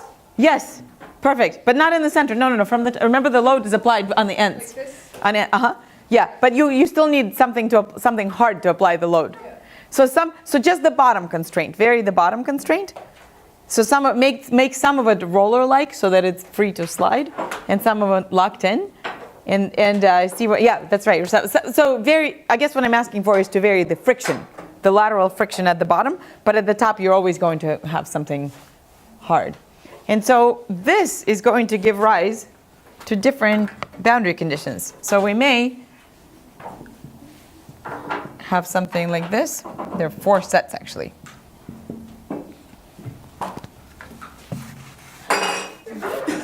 Oh my God. I hope it wasn't full of anything. What did you learn? That properly executing experiments is very important. I won't tell anyone. Of course it's on video, but we won't tell anyone. It also tells you that porcelain is not very high quality. All right, so there are 4 sets of boundary conditions. Okay, so one type of boundary conditions, and maybe some of you experienced that. Did anybody see bowing out? That's probably the hardest thing to see with a toothpick. Was anyone here able to see it bowing out a little bit? Actually, you might have a chance. Yeah. Well, it did before breaking. Yeah, that's exactly right. And so if you were to have a much better experiment than coffee cups and paper, you would see a little bit of this. So if you start out with a straight rod, you would see this kind of a bowing out. So this is the first order buckling. And this would be these are different post-buckled states. Now, these supports are both called pinned boundary condition because it's able to rotate around them. So they're fixed in place. There's no lateral deflection, but it's able to rotate. Okay? Now, another possibility is what if it's completely locked in? And so it can't rotate and it can't do much. So what is it able to do then in its post-buckle shape? Well, these parts are rigid, right? But this part will bow out a little bit, and then it'll be rigid again. So it'll look like a bow and arrow type of a geometry. Now, what if you had one pinned and one rigid? So on the bottom, you're going to have this kind of a... So by the way, the pinned is represented by a little triangle. So it's pinned by a point here. So here on the bottom, you're going to have the same shape as that. And on the top, you're going to have it coming in. So your first derivative and your second derivative are different. So the top is going to look like this, and the bottom is going to look like that. And then, of course, you can have pinned, you can have rigid, you can have rigid or fixed pinned, and then you can have rigid free. So this is no constraint at all. What happens if you have pinned free? It's free to rotate, so it'll never, that's right, so it'll never buckle. Very good. You must have had background in mechanics. Yeah. All right. So critical load factor. So this actually enables us quite easily to identify the critical buckling load, and so that's something that is analytically available to calculate. So the P critical, which is the load, critical load for buckling, is pi squared EI divided by KL squared. Now K here is the so-called effective length factor. And so it effectively offsets how much length you have to work with. So this is an effective length factor.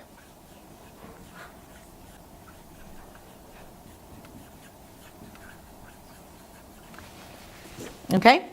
And now K takes different forms here. So for example, for the pinned boundary, here, K equals 1. And it makes sense because you have the entire beam that's willing and available to buckle, right? From the very point of constraint all along the beam, the entire length of the beam is able to buckle. Now for fixed boundary, which is this one, K is the lowest, it's 0.5. Because you actually, it may not even be so intuitive, but you only have half the beam to work with really to start, that's undergoing buckling conditions. For fixed pinned, your K is roughly 0.7. And for what do you think it is for fixed free? You can actually estimate it based on this. Because that is kind of half of this in the other direction. So K here is 2. Mm-hmm. That's exactly right. So it's more than willing to buckle. Okay, now,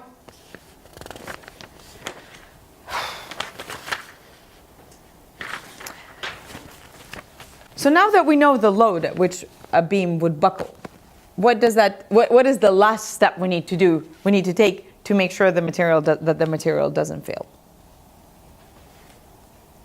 We have to set it equal or less than something.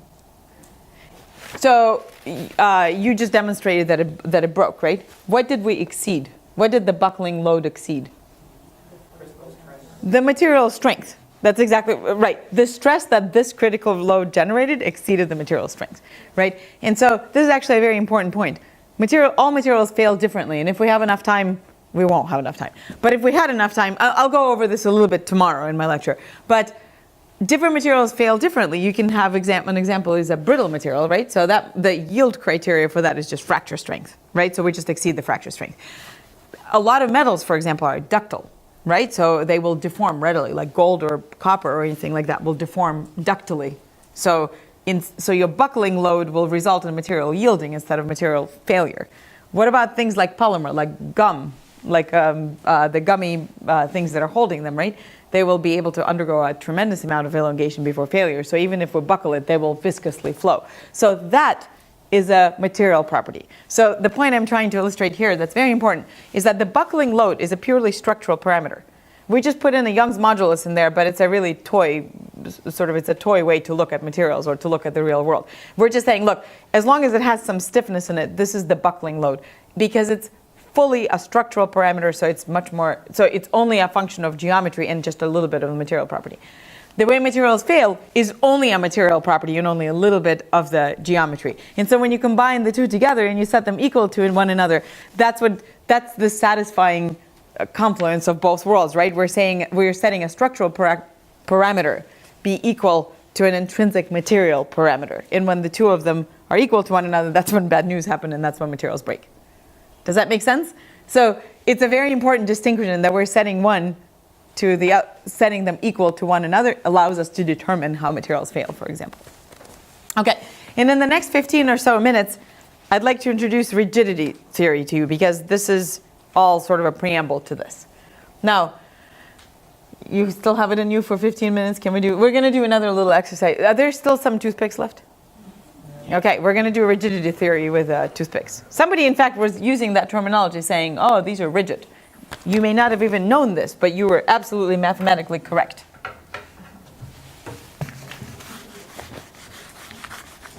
I kind of wanted to tell you about nanomaterials too, but, well, let's see how far we get with this.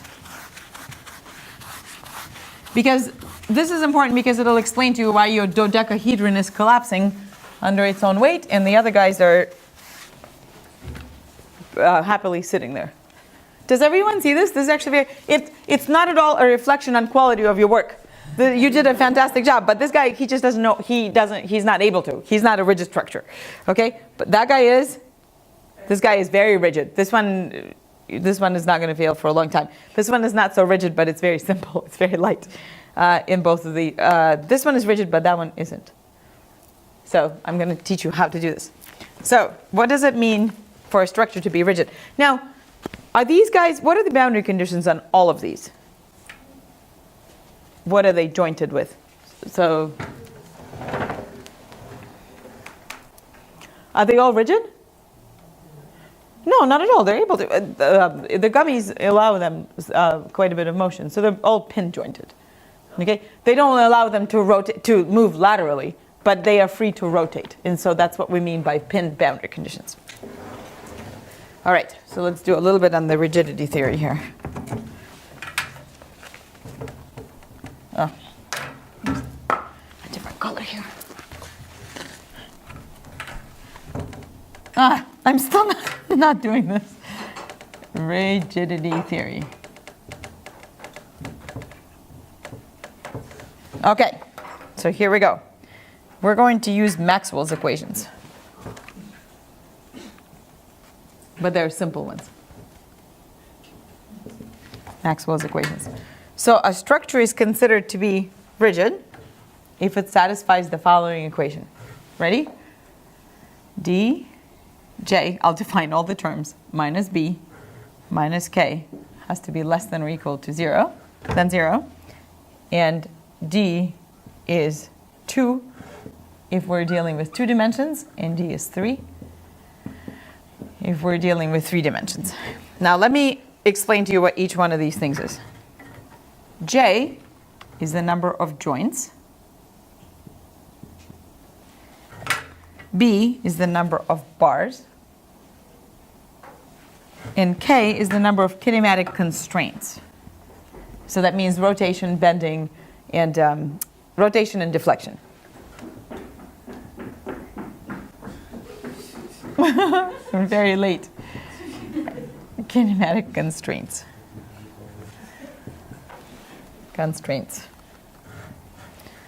Okay, and we're going to, and actually, this is a simplified form. All right, the part on the right can be defined more rigidly, and so now that we've defined all the terms, I'm going to write out the full version of it. So dj minus b minus k has to be equal to m minus s, and m here is the number of mechanisms. So this is the number of mechanisms.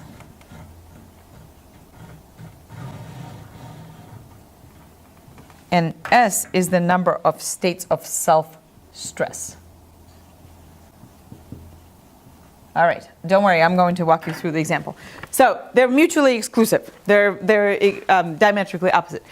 A mechanism is a deformation path without the increase of energy.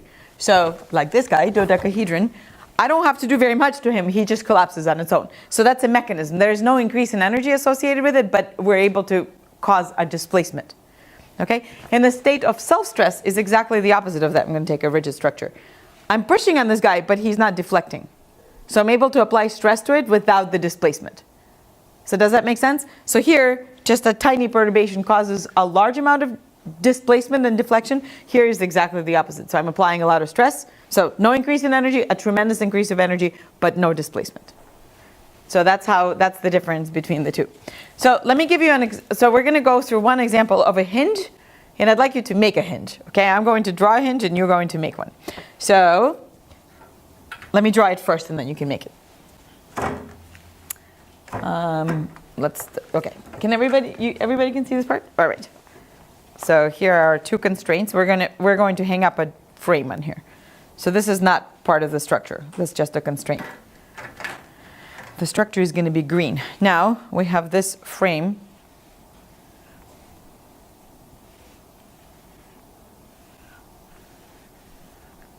So these are all just like your pin jointed just like the structures that you built. So it's a frame that's flapping back and forth, right? So let's define all the parameters. Well, how many bars do we have? 1, 2, 3, 4, 5, 6, right? So B is 6. How many joints do we have? 1, 2, 3, 4, 5, 6. Right? So 6 joints. Kinematic constraints, I'm going to tell you that for a geometry like this, it's 4. Because there's two rotations and 1 deflection and 2 rotations, 1 deflection, and two deflections. So K is 4. Okay, now how many state of self-stress does it have? States of self-stress does it have? In how many ways can you push on this structure in a way that it won't deform? None. It will deform no matter what you do to it. So if you push here, it'll bend. If you push in this direction, it'll rotate, right? So none. So S here is 0. Now, how many mechanisms does this structure have? And a mechanism means in how many ways can you, without an increase of energy in the structure, can you deform it? And an increase in energy means that the force is constant. So that means that it'll move in response to a constant force, right? Because energy is a derivative of the force. So if your force is constant, so say I push on this guy, what's going to happen? He's going to go along for the ride, right? There's nothing holding it back. Say I push on this guy, this frame, this entire frame, right? So you can think of it as 2 mechanisms because it'll either go this way or it'll either go rotate this way or it'll bend down, right? So that's 2 mechanisms. So one is rotational and one is bending because there's not. So can we build? Are there any more gummies left, or any more toothpaste? Why don't we just do like one team do this frame because they're going to be who wants to volunteer? This is the simplest one, so this is your best chance to volunteer. You want to do it? All right. Let's send over some. What's your name? Ilham. Elham. Okay, Elham. Can everybody send some toothpicks over, or maybe you already have some? Oh, you have building materials. Yeah, just build a frame like that. And then you can prove to yourself that you can both rotate and deflect, and those are your 2 mechanisms. Okay, and while you're building it, I'm going to solve this equation. Well, it doesn't take very much to solve this equation. So here on the right we have 2, right? M minus S is 2. And here we have dj. So we're in 2 dimensions, right? So d is 2. So 2j is going to be 12 minus 6. That's 6 minus 4 is 2. So we're good. So is this structure rigid?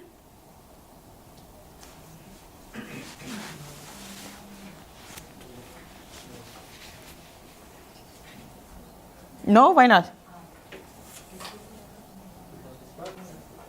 Is it? All right. 2j is 12, right? Minus 6 is 6 minus k is 4.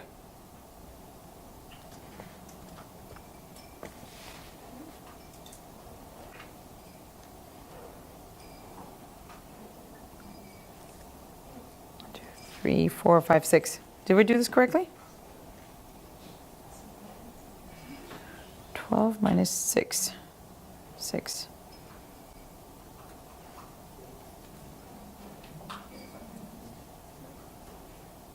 It shouldn't be rigid. No. But 2 is larger than 0, so it's not rigid. Oh, yeah, you're right. Collision. No, but 2 minus 0,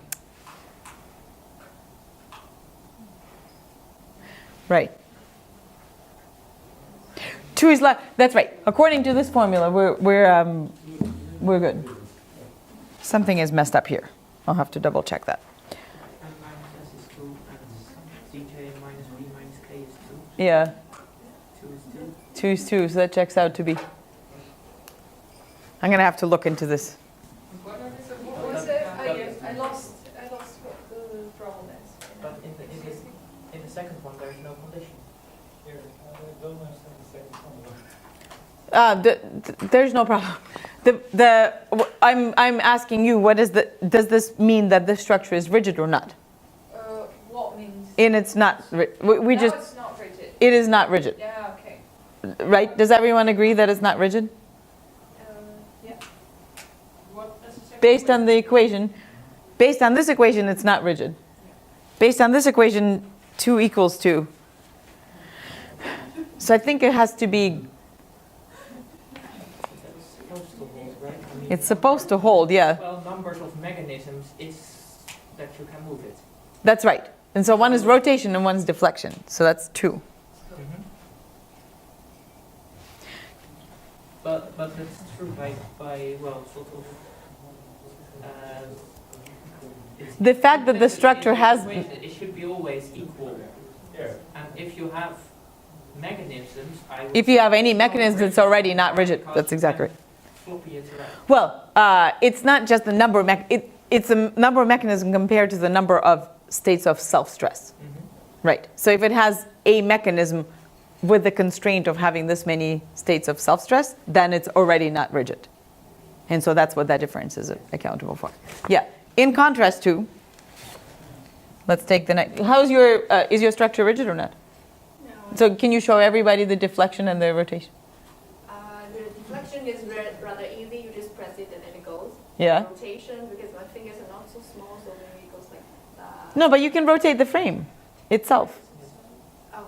You can just take the yeah, right, like that, and just rotate. Yeah, Oh, like that. Like a book. just like that. Yeah, Oh, okay. yeah.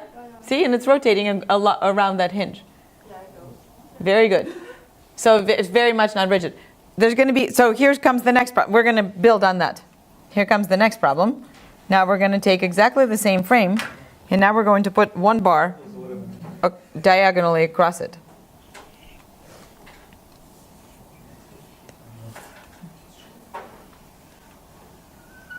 Like that. Now what? Okay, so now how many bars do we have? 7. Now we have 7 bars. Exactly. How many joints do we have? Still 6, right? Still the same number of kinematic constraints. So, and then how many states of self-stress do we have? So in how many ways can we push on this structure in a way that it won't move? Pushing the bar that we have. Well, no, if you push here, it'll still stretch. But if you push on. If you push, Compress the bar that we have. you will still compress. A bar has a certain amount of compressibility, Oh, okay. right? So you have to, if you have, for this to be a self-stress, we have to have another bar across, because otherwise it's you can imagine that pushing on these imposes tensile stress on the middle bar, right? And so it still deforms. It doesn't deform by deflection, but it deforms by stretching. So the only way for it to count as a state of self-stress is if you have 2. 2, yeah. Yeah. Does that make sense? Because then one will be opposing the other. Right. So if one is in compression and one is in tension, then we're in equilibrium. Yeah, yeah. Yeah, yeah. So here, Like this, if I put pressure on it, yeah. This can buckle, or what is this is going to buckle. That's right. And if I have something here. If you have something there, then you have a self-stress. Yeah, yeah. That's right. That's exactly right. So that means that we have we have no states of self-stress. And we have how many mechanisms? So a mechanism means that upon applying a constant force, your structure will move. So it's not that. So for example, this is not a mechanism, right? Because you're applying greater and greater force before it buckles or something happens. But the rotation is still available, right? So the same kind of rotation is still available. So we have one mechanism. So let's do this. So 2j is 12, minus 7 is 5, right? Plus 4. Oh, sorry, 5 minus 4 is 1. And then it's equal to 1. So that structure is also not rigid. Fixed, I think. Oh, those are fixed, yeah. Fixed, yeah. Yeah, those 2 are fixed. These 2 are fixed. Yeah. Right. Those 2 are fixed, and this bar, that for you guys, it's a bar. It's not part of the structure. So your structure is the hinge. Structures, these ones. It's really the frame on the 2 hinges. Right, It's the frame on the 2 hinges. So the 2 hinges are incompressible and inextensible, but we're just looking at the frame. Yeah. Yeah. How the frame is able to rotate with respect to that constraint. Right? Yeah. So why now we don't have the dent that we had before? Because before we were applying from the top. The frame itself was bending. The bending is not occurring here. The bending is occurring within that square. Can I demonstrate on yours, or you can just demonstrate it? When you have just a square, it bends with respect to the leftmost edge. But those two are rigid.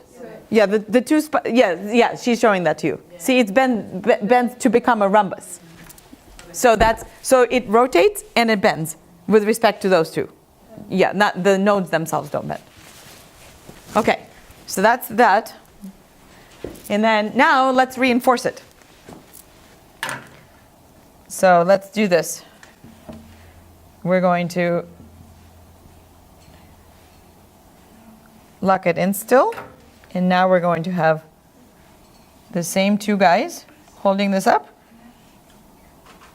And now we're going to have this situation. So we're building and building rigidity. Right? So now B is going to be 8, right? Because we added one more bar, but we still have the same number of joints. B is 8. J is still 6. K is still 4. All right. And how many mechanisms and how many states of cell? Yeah, very good. All right. Still this one, right? You still have this mechanism? The rotation? No, because no.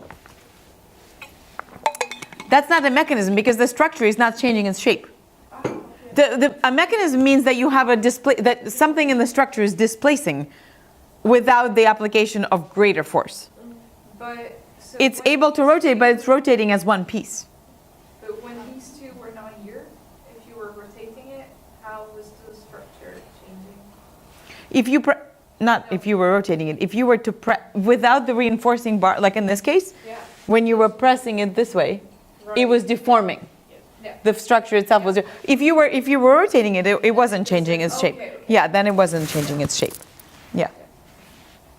But in this situation, it is not possible to do anything to that structure to deform its shape without the application of greater force. You would have to. So by applying a constant force, like when you're rotating it, you're not there's no displacement associated with it. The whole thing rotates. Does that make sense? We're not extending anything. We're not bending anything. We're not changing. We're not displacing anything. So the number of mechanisms is 0. And what's the number of self stresses? 1. Because why? What's the S? No matter what we're doing, it's not really deformed. That's right. That's exactly right. So that's 1. Okay, so let's calculate this. So B is 8. Okay, here we go. DJ, what is our DJ here? So 2 times, so it's still 12. Minus 8, that's 4. Minus 4, so that's 0.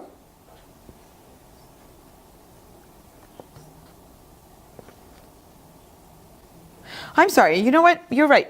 I was looking at the wrong thing. 8, 6. There is one mechanism. There is one mechanism. S equals 1, that's the state. Yeah, mechanism is 1. I guess it must be the rotational one.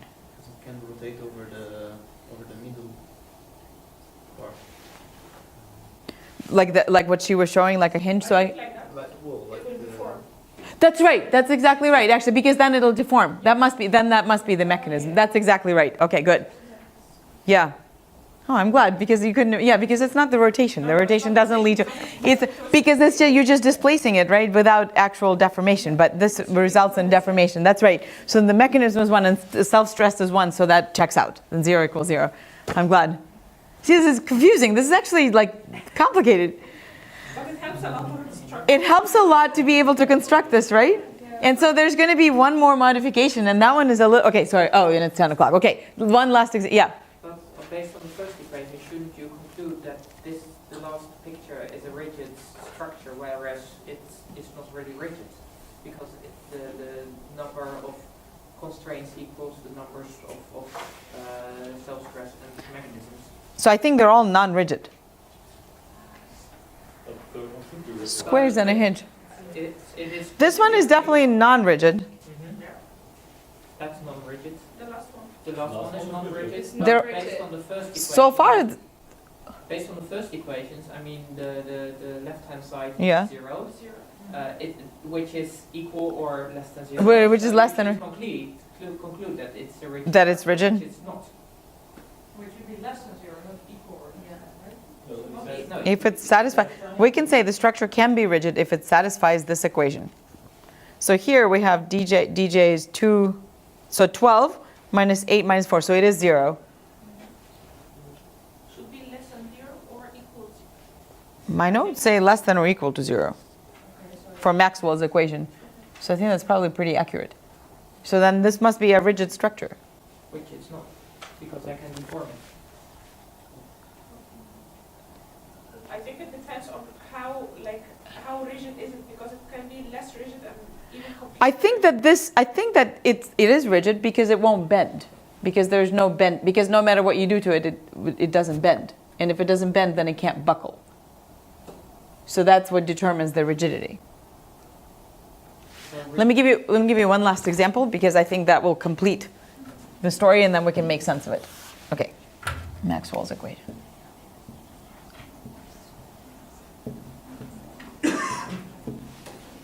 So now if we look at it this way, we're going to reinforce it in one more way.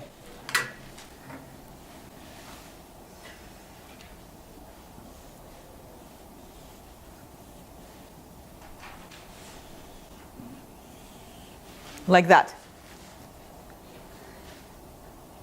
Let's see what happens here. All right, so here, how many bars do we have? 1, 2, 3, 4, 5. Okay, so same as that. B equals 8, joints equals 6, K equals 4. But now we should have 0 for everything. No states of self-stress and no mechanisms. Does that make sense?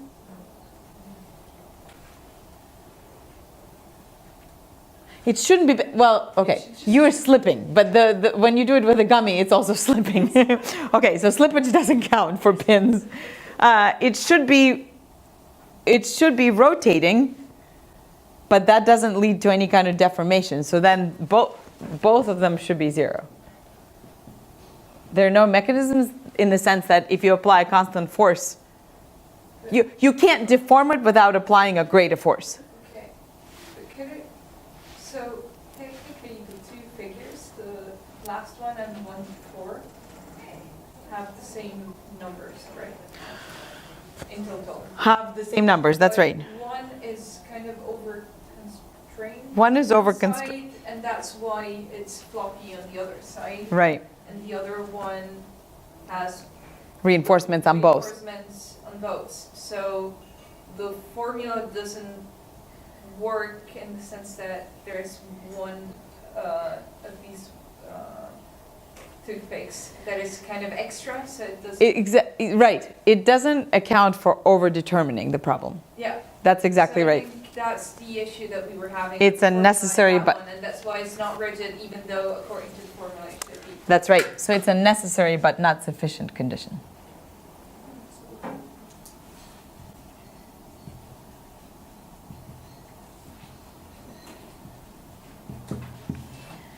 That's exactly right. So it's